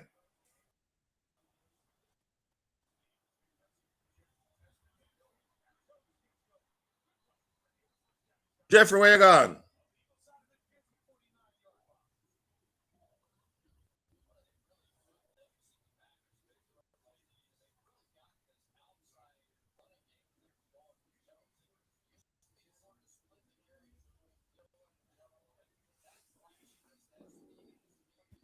Oh Lord, I'm sorry. I got a call to shut my mouth. Go ahead, Conrad. Well, you know, I did some amount of reading and research here, and it shows me that the police can saturate any community, any district, any nook, any cranny in Jamaica with police officers without a state of emergency. And what the people are saying, the people who are fearful, because indeed there's a fear factor here in Jamaica based on the level of murders and so on. It's natural fear factor. We're still people. That blood run our vein and we are fearful and all those kind of things. People will some amount of police is around them in the space. No, there's a big lie being told by a member of the administration and operatives, surrogates, to give the impression that's the only way you can have a number of police officers in our community is by way of you having a state of emergency. The ordinary Joe, the ordinary man and woman out there must understand that what the perpetual state of emergency means is that the ordinary people have basically abdicated their right to live a normal life, or that right is being taken away. Because once you're under state of emergency, you're living as a subhuman. Once you're in a state of emergency zone, the police can treat you with contempt under the guise of you are suspicious, etc., etc. And that is the only thing that the state of emergency does. It gave police officers that right so to do. I'm going to use a simple scenario. It may be very ordinary, but just for example, a young man, say a young lady, or a man in general, forget the age, say a young lady likes that young lady, but there's a police officer who was talking to that young lady, and he get wind that basically you are trying to get the win over that young lady. You're in Manchester. There's no state of emergency in Manchester. But he knows that based on your modus operandi, i.e. your work, etc., etc., you have to come into the zone, the state of emergency space. Then what he could do is simply, and once your car turn up in that local, or if you're on the bus, and he knows, he could order search of that bus and take you out without proof of any substantial reason why he take you in. That is what the state of emergency means. And the ordinary Joe, the ordinary people in Jamaica must understand that that is what it means. And as a result of that, rather than people saying that the opposition should have should go along, or should have gone along with the extension, they should be this eve applauding and praising opposition, Mark Jefferson Golden. I don't care if somebody wants to say I'm making a political point, but the last time I checked the record, when the Prime Minister of Jamaica was in opposition and he was asked a question about crime and said basically he was politicizing crime, he said it was a political matter. Crime is a political matter, and he's making political, he's going to make heavy weather and deal with it politically. I am not a politician, but I have an opinion, and at this particular time, my opinion and my belief with the opposition of the day. It can't be that the only tool that you have in your toolkit, as they like to call it, is the state of emergency. Mr. Rattigan, you have based on your discipline, you look at these things on a regular basis. The Constitution of Jamaica, in terms of the state of emergency, it speaks to it being used in a very sparing way. And the threshold for a state of emergency to be legit is very high. The last time we saw something by way of the state being attacked in Jamaica was when Christopher Dudas Code was at large.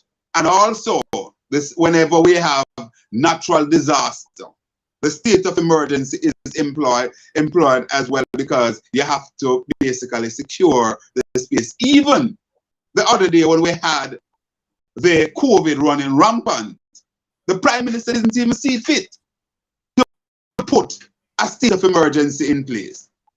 So why is this prolonged state of you can have all this saturation of police by ordinary means? Because the Prime Minister of the country, okay, Wilfred have to come in now. The Prime Minister of this country, along with the Minister of National Security and Injustice and Twiddly Dum Dum, the dumbest, they don't have any plans to fight crime in Jamaica, you know. But the question must be asked, how much money is being spent on these Zozos? How much money is being spent? And is the members of the JSF and the JDF, are they getting a proper meal? Or is bun and cheese they getting? Wilfred Rattigan?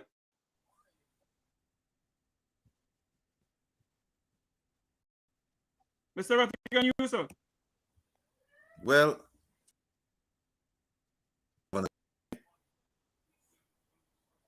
can you hear me?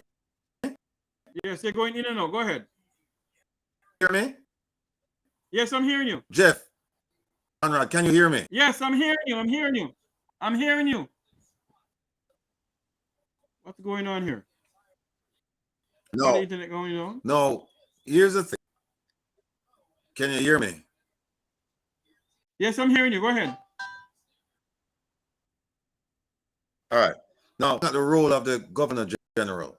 And it says here, first, the office of the Governor General is non-partisan and provide independent guidance to the government of the day. Now, the crime rate went up in April. Nobody asked for a state of emergency. Went up in May. No request for a state emergency. June, no request. July, no request. August, September, October, no request. And all of a sudden there's a request in November. No, the have done in his independent and non-partisan capacity. He could have said to the Prime Minister, listen, based on what's going on with the crime rate, you need to ask for a state of emergency. Because he's supposed to provide guidance to the government of the day. He didn't. So what I'm going to do, my homework is to go back and look at his throne speech to see what, because what is interesting is that speech is about government plans to do for that year, right? So which means, and even though he's non-partisan, it appears as if he's part of it, right? Even though it's supposed to be removed, but he's part of it. And so he's echoing or he's reading what the government plans to do, and that's fine. Well, if that's the case, if you're going to get, then you should be able to answer questions as well. And there is no disrespect asking the governor to answer some of the actions that he's taken or some of the actions that he's complicit with the government in doing. Beg your pardon? No, he needs to answer some questions that he's a part of. Exactly. What's going on here tonight? Mm-hmm. So, and then for the government, and I explained to my dear, I explained to him that, look, I fought opposition too, because the opposition, they went along with the extension 6 times, at least 6 times they went on with it, and they knew that it was not that the SOEs, that those initiatives, they're tactics, they're not strategies. Knew it, and they knew it get a suppression of crime because of the shock and awe, and then once they left, the crime would come back. Look at Denham Town. They had a SO at the same time down in Denham Town. Know what they're doing. So what should have happened? The PNP, a couple times they came to you and they asked for it. Yeah, fine. But it shouldn't be, and this has been going on since what, 2018? It shouldn't be now that you came about it, right? I think there is came like the last one that this is the second time that they've refused to sign it. But they should have done so long time ago. As a gentleman, where is the crisis? Not a crime, and it's not working. It's not working to suppress crime in the long run. It will suppress crime else. Because what happens is once you make the announcement, and we've seen it. So what happens? Go down where by the SOA, but then the criminals will move elsewhere and they will commit crime, and crime rates have gone up, and we haven't seen anything done about that. So I blame the opposition for not taking this a stand sooner. The stand is a proper stand, but they should not have gone along. I think 7 or 8 times they signed off on extensions. Never happened. Yes. If Conrad O'Brien, I'm going to make you come in now, but members of the public, if you want to call in, I think we have a call coming in. Good night, caller. Welcome to Make We Talk. Hello. Yes, good night. Welcome to Make We Talk. Good night. Yeah, all right. Calling from Central Kingston. And Yes. I'm going to talk a little bit about the state of public emergency when we see them issue. In my opinion, it serves no purpose except to make gone are the days when people are afraid of soldier. When you're living in the ghetto and you hear a soldier come, everybody take with themselves. Nowadays that now happen. Because you have the soldiers them out there and mix and mingle, so therefore the fear with them normally drive, it's not dead. So what I'm saying? Them use the public state of emergency to do a whole lot of crap. For one, if you transport a gun from Kingston to Spanish Town, the best way to transport that gun is via a JUTC bus. Why? It now gets stopped, it now gets searched, but don't stop a coaster. Go ahead, caller. Go ahead. Don't stop a coaster, don't stop a taxi, and stop a private car. But the Jamaica urban transit, look in any state of emergency or any road, how much time have you seen them pull over Jamaica urban transit bus? Never. Even if it does happen, really. So they know them allow criminals to study them and go around them. And then it is if you fear the police. They made sure that it is very easy and simple to evade them. Look, say you're coming in a robot taxi, or you're coming and you go sit down in a JUTC bus with a knapsack for your back and two chick black and an AK-90, pass them, laugh off of them, move it from Spanish Town, come to town, move from town, go on up half of it. How is the state of emergency effective? So, caller, let me ask you a question, caller. You said you don't believe the state of emergency is working. So do you think that the Prime Minister himself believes that it is working? I believe that he knows that it not do nothing, but he must try to come up with something to send the public. All right. When Andrew was campaigning for election 2016, and I can talk because I was at many of these rallies. When him talk, when him market himself, him sell himself properly, him come across where you want to give him a chance because him come like him have a solution to everything. Now I was at the conference and him said, boy, and numerous occasions when him said, boy, man, I can't sleep with the door open. I've yet to see that. I never expect him to come in and get to that crime. No. But I had expected for him to put a dent into it or make an impact. However, over the last 12, 13, 15 years, just look on the trend of the murder rate per year. Mm-hmm. It stays over 1,000. It goes up to even 1,680. Now, one of the questions I'm going to ask the government, how many other 1,680 the murder you solved that year? You see, the vast majority of the police will come on road for one purpose: bus and taxi man, motorists.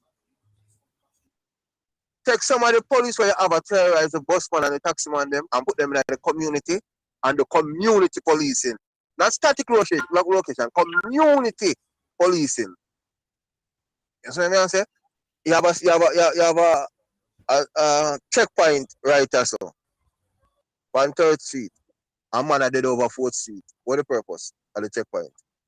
Conrad O'Brien, you hear what this caller said a while ago? It don't make no sense. It don't make no sense whatsoever. Conrad, I'm not hearing the Conrad O'Brien. What happened to your mic? I'm not hearing the mic at all. It don't make no sense. Conrad O'Brien, I'm not hearing you. Wilfred Rattigan, you hearing me?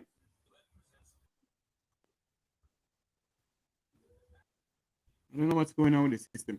But caller, I don't understand. Yeah, McCann. Okay. Conrad, I'm not hearing you at all. You're not mute. You're not muted. Go ahead now.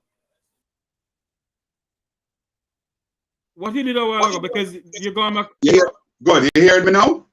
Yes, I'm hearing you. Go ahead. I have a call online. What do you think of what the caller said? Yes, I heard the caller, and I must hear the people of Central Kingston. I have a lot of listeners down there, man, like Zaba and all of them people down there. Want to say good afternoon or good night to you. The caller made a very, very important point just now when he mentioned the whole modus operandi in terms of the traveling. And I think that just now, if the powers that be listen, he as an ordinary person, quote unquote ordinary person, have just given the government an idea as to how they can assist them in their crime fighting plan. And it just goes to show that so much reside in our quote unquote grassroots people, which we had no doubt in. The man who basically carried Jamaica to a particular level in terms of known, Bob Marley, he was from the grassroots, although he was of clear skin and so on, but in terms of his trench town rock and so on, we say Usain Bolt, a youth from down in the garden of St. Anne, Shelly Ann Fraser from in the inner Price from the inner city. So here is this young man also adding to that reservoir of knowledge that we can use to benefit this country. Because indeed, what he's saying, the JUTC bus is not getting searched at all. But the yellow bus and the taxi and the private motor vehicle is being stopped. Hello? You know something, Conrad, caller, thank you for calling. You know something, Conrad O'Brien? Yes. Yes, Mr. Tavares. When we sit down in this country and we try, we say to ourselves, it's the same way, you know. Let us draw back for something that happened in St. Thomas. I don't know if our good friend from St. Thomas is hearing us. The great-great-grandson of Paul Bogle who loved to lead a rebellion. He and Rattigan going to lead a rebellion soon, you know. But when we sit down and see what is going on in this country, and you hear somebody from the inner city is calling and telling the powers may be that this thing is not working. So I do not know what sort of mind my goodly friend, and I consider my friend, I do, you know, Prime Minister Andrew Michael Holness. Who is advising this Prime Minister? The security advisor was the Commissioner of Police, who was the man who is now the Commissioner of Police. So I don't know if he appoint anybody else officially to the job. Wilfred, Rattigan, very clear tonight, man. What's going on?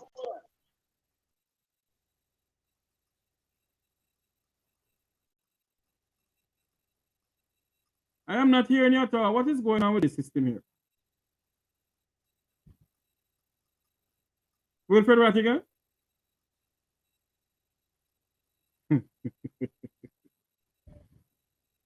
you know, it seems as if you're hearing me, Conrad? Yeah, I'm hearing you. We're not hearing Wilfred at all. You see that Rattigan to talk. He's there, but he's on set, but I'm not hearing him.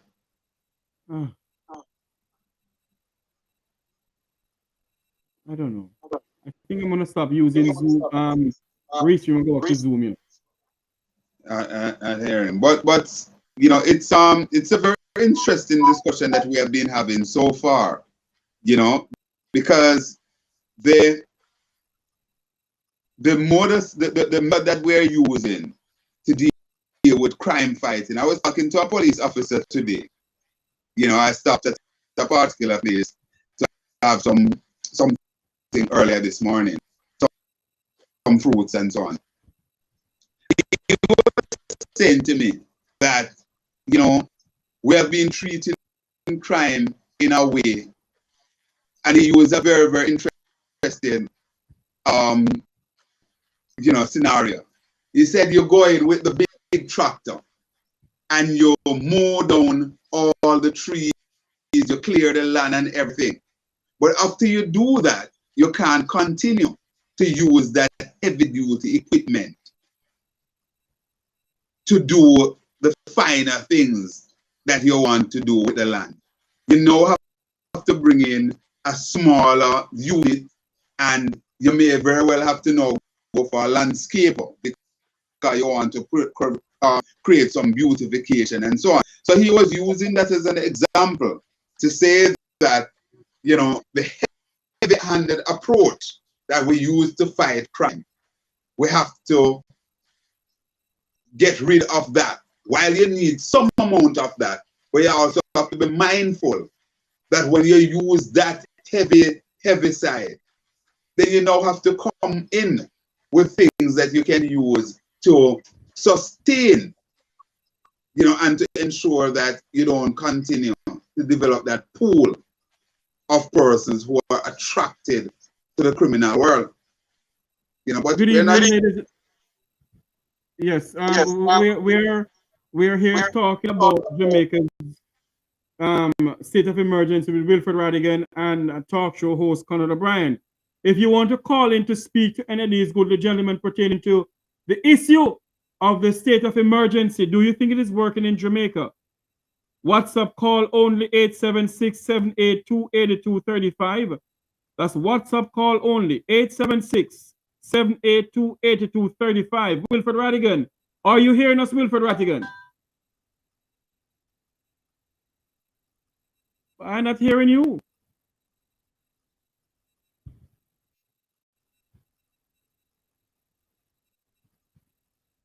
Well, you can come out and come back in again, Will, please, because I don't know what's going on with the system here. We're gonna rejoin Wilfred Rattigan pretty soon. There is something going on with the system here at Broadcast House. We have to get our good friend from Roots FM, Owen the Humble Brown, to work on the technology system here. There's some internet issues going on here. Technology. I don't know what's going on, Brian.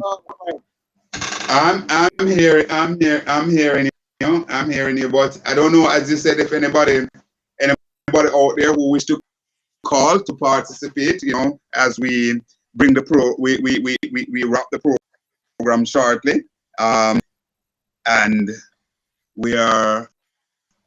would like to hear from you, because indeed Jamaica is at a crossroad at this point, and we have to basically do whatever we can do to bring it back from the precipice, you know, prevent it from over the precipice there. Because at the end of the day, this is what we call home. This is our rock, the little rock that we call Jamaica.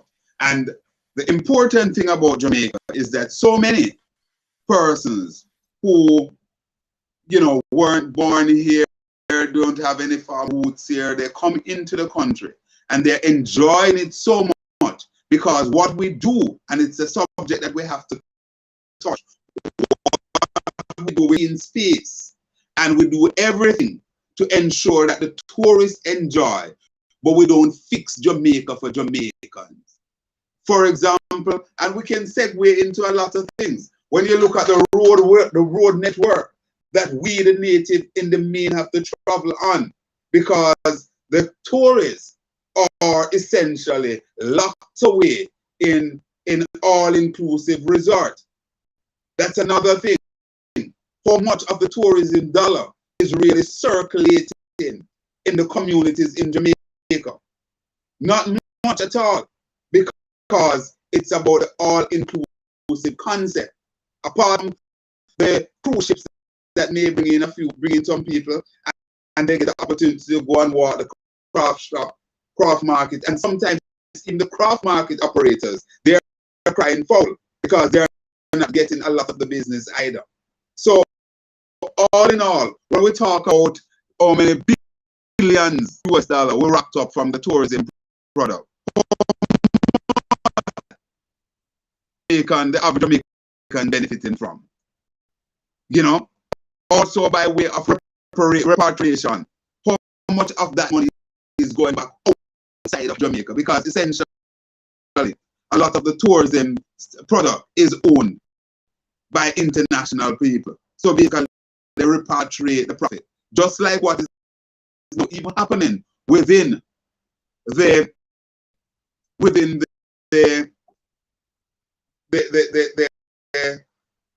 dry goods store. All of them are owned primarily by Chinese. So you find that there is an outflow at the end of the day of money in Jamaica. Our people are suffering because they're saying that the $9,000 as minimum wage not going anywhere. They were promised that minimum wage would have been doubled over so many years. Nothing happened. People are scrambling to buy a chicken, to have a good meal on a day like a Sunday. Rattigan yourself, Mr. Tavares, you guys know is to have Sunday dinner in Jamaica, rice and peas and chicken. People are struggling to have that kind of meal this day. And they were promised prosperity. Where is the prosperity? Gentlemen? Hello? Conrad, some may argue also, Conrad O'Brien. Yes. That if the People's National Party should gain state power, is the same thing, no better barrel, no better herring? Well, you know, one of the things that you hear from the people on the street, they say they use the term, boy, bad for bad. When PNP in a power, the masses eat a food. That's what you hear people saying. They're saying that the People's National Party look out for the masses. The Joe Party basically ensure that a few basically enjoy the wealth of this country. I don't know if that's what the people said to me. You know, I don't know if you hear that as well. Well, based on some conversation I may have, that I may get called, people is saying the same thing, that if the People's National Party in power, yet they do get something to eat, in a sense. You know, they may take, but it trickle down to them. When the Labourites are in power, they thought that the Labour Party was really going to help because of the way how Andrew go out there and sell himself. Now they're saying to themselves, this man is a dictator. Mm-hmm. Mm-hmm. You know, and you know, I tell you something, Conrad. I think our people have reached the point where Jamaicans, especially the younger Jamaicans, don't have any confidence in politicians or politics anymore, you know. Your views on that? What is going on here now? And I'm not hearing Conrad anymore. You hearing me? Yeah, I'm hearing you now. Yes, I'm hearing you now. Go ahead. Yes. Wilfred is. No, sir. I would like to hear what Houseman want to him. I don't know what's going on. I was saying to you that you make a significant point just now. There's a level of apathy in political arena right now.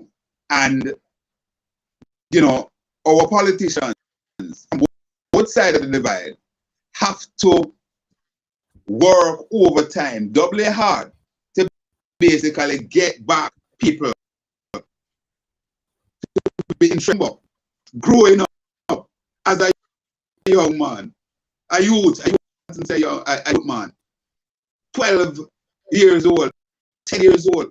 My interest was so peaked. There was so much vibrant discussion that was taking place all around you. You just couldn't escape. I remember the first time that I was able to vote at the local government election in 1986. I was living in Portmore. My vote was in Manchester, now it was Manchester, Greenvale. And I remember I was the happiest lad that you could find. When I reached on, I remember a lady, we call her Auntie Gally. She died now, may her soul rest in peace. And when I reached on the day of election to vote, hugged me so tight that she nearly squeezed out the life out of me. How she was excited and happy to know that, listen, I journeyed from Portmore to Mandeville to go and vote. And it was such an excited feat to do that. And now, young people are out there apathetic. Some of them are saying that, listen, pay me for my vote. At the end of the day, we gather some politicians say to them, say, yeah, when they go to them for anything. They say, me they done pay you already. So $5,000 for 5 years, $1,000 a year. If my good friend Damon Crawford was here, we would work the down to the daily dollar, because he's good at that as a mathematician. You know something, Conrad. We have to wrap this up because our system here not working properly. We have listeners and though we have people watching us and listening to us. But the question must be asked of the leaders of this country. Where do we see Jamaica going? Because I personally, they're talking about 2030 vision to live and work where? In a corrupt nation, in a crime-infected nation. You know, I am trying to figure out. Conrad, go ahead. I'm going to take this call from Ratty.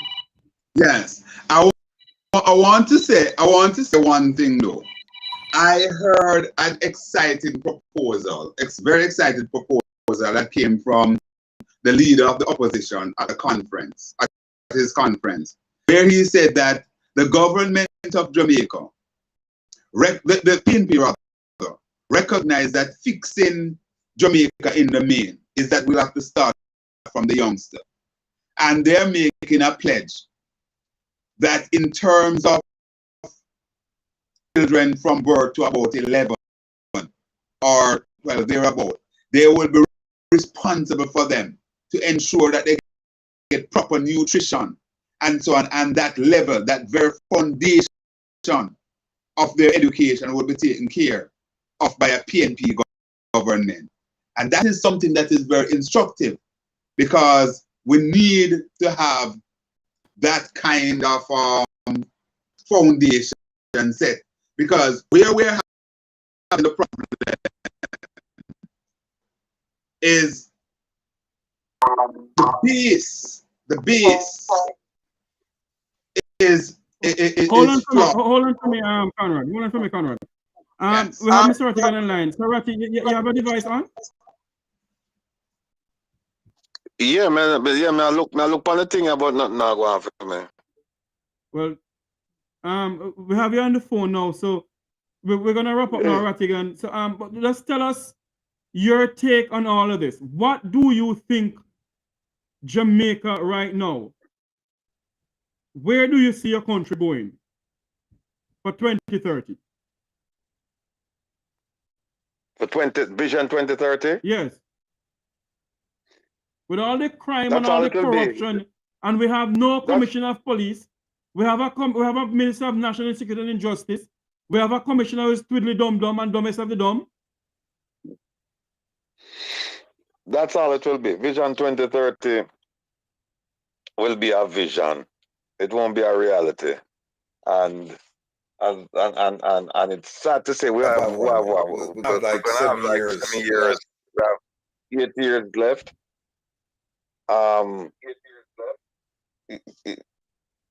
problem with it is that the problem with it now is that we don't have any foresight. We don't. But from what I can see, hold on a second. Hold on. Yeah, from what I can say, there is no plan to deal with crime, and that's because the people are short-sighted and they're ill-equipped and they're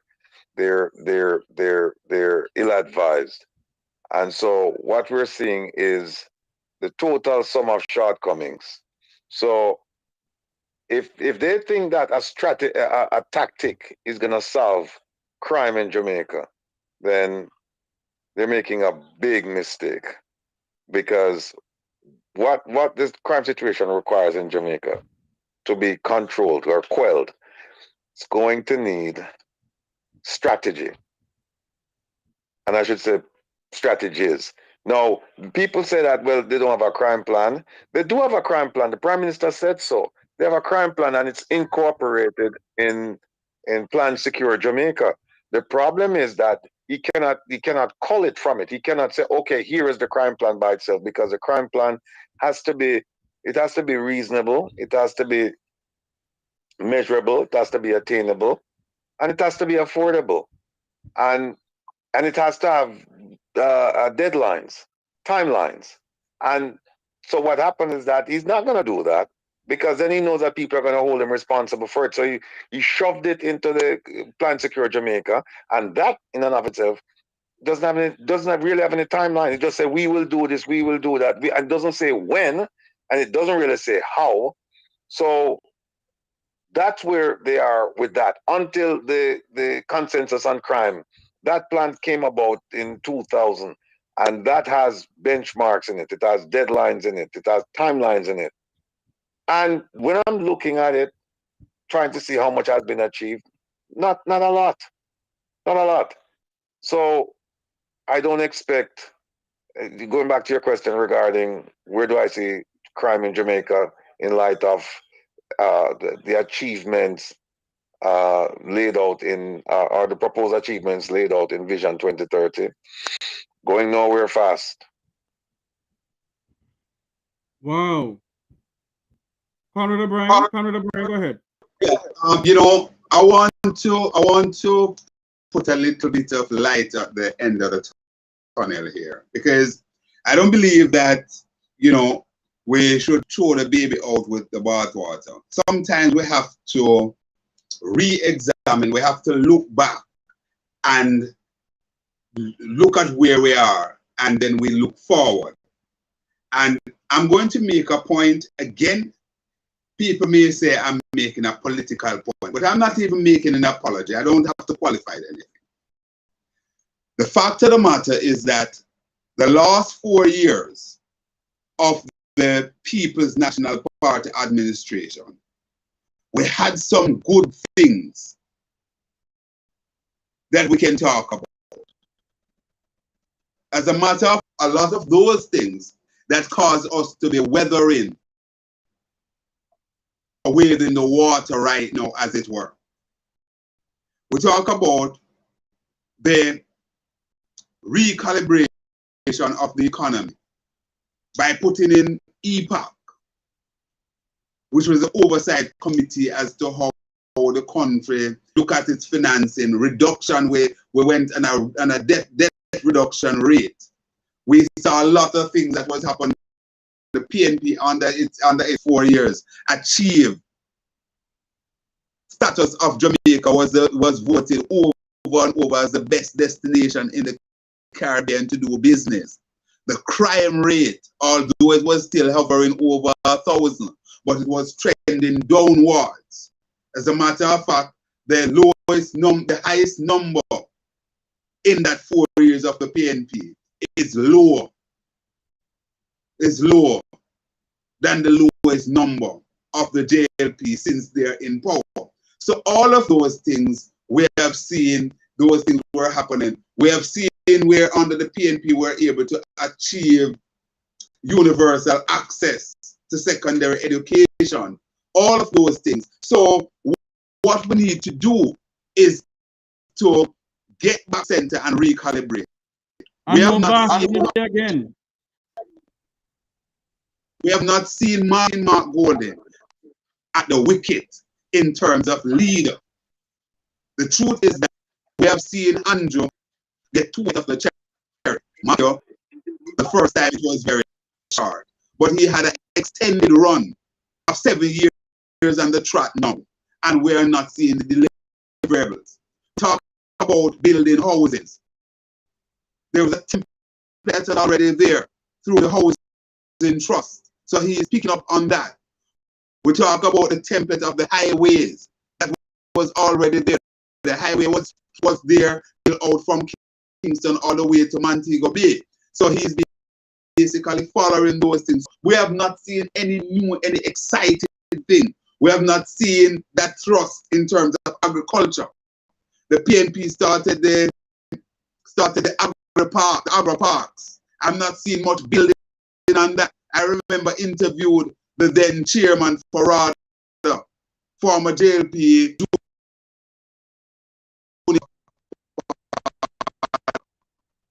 and he said to me that one of the projects that the Jamaica Labour Party government was going to embark on at the time, the Shaw was the Minister of Agriculture. They were going to be looking at things like castor bean to create a new industry because the need for castor oil is big. We have seen nothing of that. We are still seeing where it's only about 10% of what our tourists have on their plate is produced in Jamaica. So there are avenues that we can exploit to move Jamaica forward.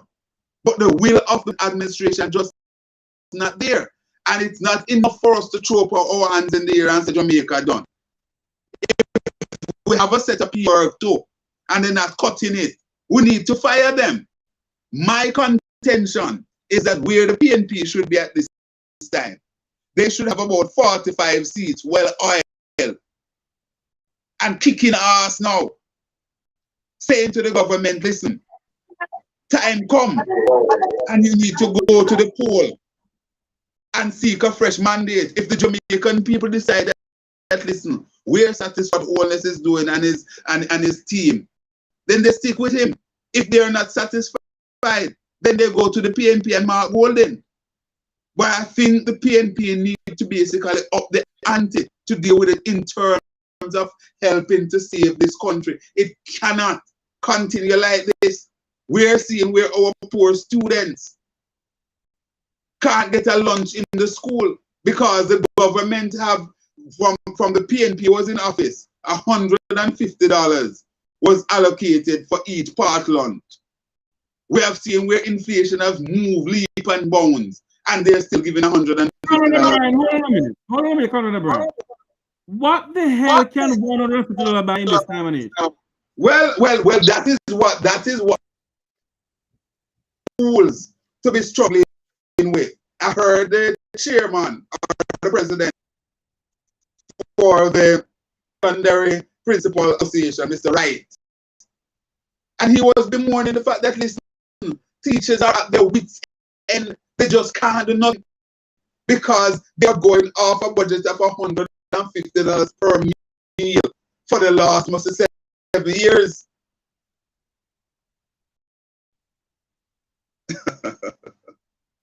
I was just saying to Mr. Rattigan, it's okay, he can go because he's not feeling well. Oh Lord, we're having an alert here. All right, well, we can close now. A child abduction case in Duval County. But you know, before we all go, my fellow Jamaicans who are watching from around the world of the Eastern Caribbean. Sir Conrad, a friend of mine just said to me a while ago that Conrad can become the leader of the People's National Party until Mark Golding goes down. Oh, please. No, I think that Mark Jefferson Golding, the man Marky G, I believe that he has a pair of capable hands. He has a mind that is basically very, very fertile and a mind for this time. And he has been a fresh person at the wicket politically. Some time to learn a lot of improvement from him. And I believe that the Jamaican people should basically examine carefully. And at the end of the day, they will make that ultimate decision when they go to the polls. I can't tell somebody how to vote one way or the other. But I am saying that it is important for us to get involved in the process. PNP that keep on having these differences with each other and so on, they need to be bonded and support their leader, support their party. And at the end of the day, they have a vibrant contest. People decide, I'm repeating, if the people decide that Mr. Holness who they want to retain, then so be it. If they decide that they want to go with Mark and the PNP, then so be it. But at the end of the day, they will have to bear the bounds, whichever way they decide to go. Thank you very much. Well-renowned talk show host Conrad O'Brien from Newstalk 93 FM. His program is Straight Up. It comes on Monday and Tuesdays from 9 until 12 o'clock. Am I correct? Absolutely, absolutely. I invite people to join us tomorrow on the 93 FM band. We stream live via www.newstalk93fm.net. They can also join me on the Conrad O'Brien Facebook page. Just simply type in Conrad O'Brien and you will get on there. We feel your calls. You can talk to us about anything. We pride ourselves as talking truth to power, and indeed we give you a fair shake. It doesn't matter your political opinion. You're green, you're orange, you have no color, you're Christian, you're Buddhist, you're Muslim. You are welcome. We always said, let 1,000 flowers bloom. And also, if you care to join Conrad O'Brien tomorrow on my YouTube channel, I was given authority that I could piggyback and bring his discussion live on the Makita Jeffrey Tavares YouTube channel. So tomorrow at 9 o'clock, join the Makita YouTube channel. We'll be bringing Conrad O'Brien on tomorrow on his talk show live from Newstalk 93 FM. Indeed, and don't forget that on Tuesday at 5 from 5 to 7, Wilfred Rattigan comes up with Reason with Rattigan, and forgot the outfit there, and YouTube. So you'll be able to join him there, and also on and oh my goodness, Global Radio. Global Radio.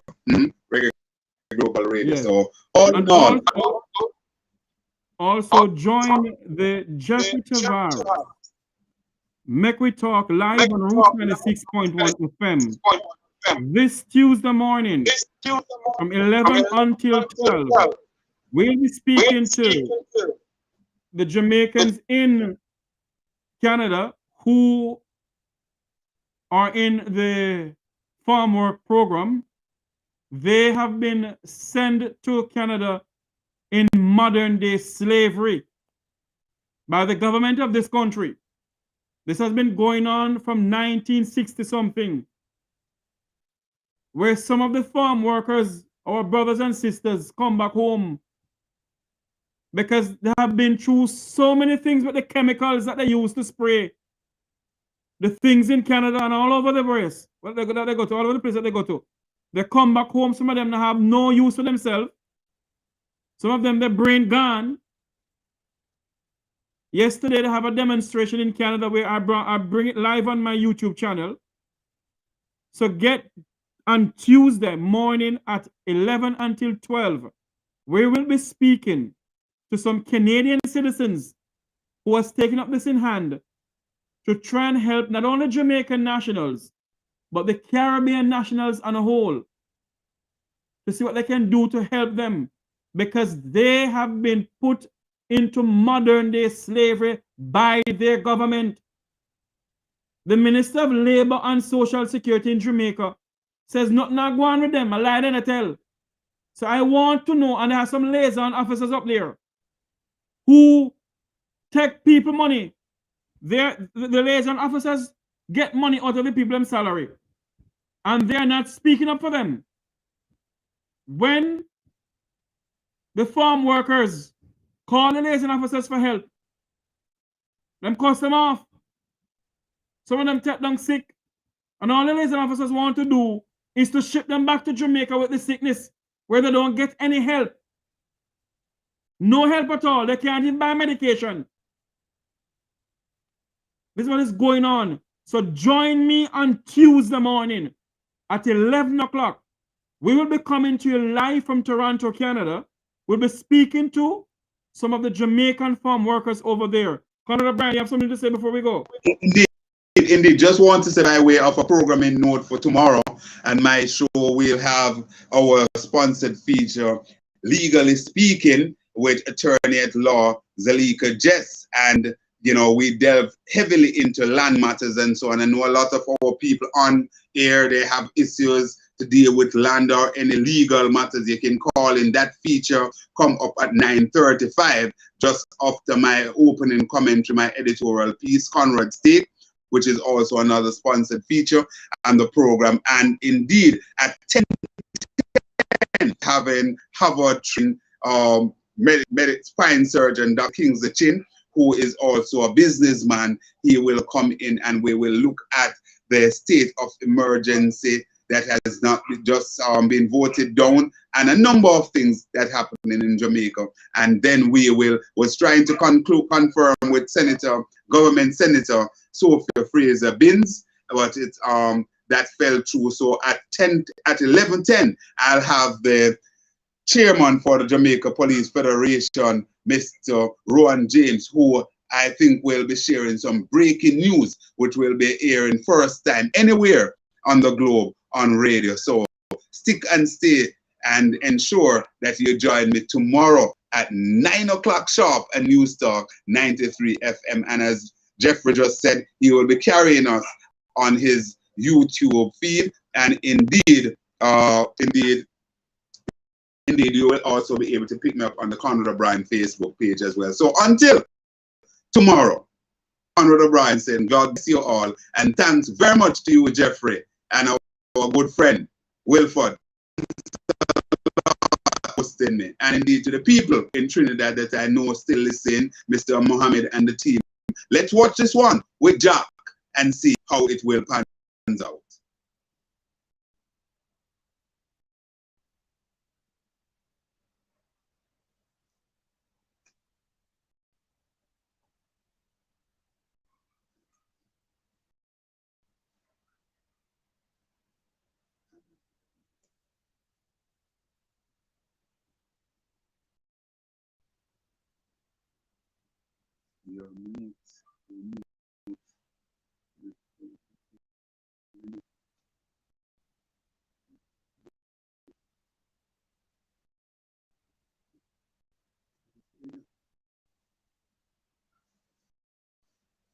I can't hear you. Not hearing you, Jeff. Sorry. I thought my mic was on. For all those whose cares have been our concern. Hold on a minute. I have to do this. Right. Yes. For all those whose cares have been our concern, the work goes on, the cause endure, the hope still lives, and the dream for a better Jamaica shall never die. My fellow Jamaicans, rise up, you mighty race. Continue to fight the good fight. Continue to talk up. Never give up. Because we are Jamaicans and we will always be Jamaicans. May God bless you and may God bless Jamaica land we love. Have a good night until you hear us again come next week Sunday when we bring to you a better program where the sound quality will be much better. We'll be talking about something else next week. Join Wilfred Rattigan, Conrad O'Brien, and yours truly, Jeffrey Tavares, come next week. May God bless you. Until then, and join us tomorrow morning at 9 o'clock. Like, share, and subscribe. God bless you, my brother. Do you need graphic design services? Or maybe you need branding for your business? How about multimedia production services? Contact Browns Media and Graphics at 876-877-1870. Browns Media and Graphics, developing your ideas, creating your style. Find him, Papa Dad. Dubplate. Get rid of this evil Prime Minister.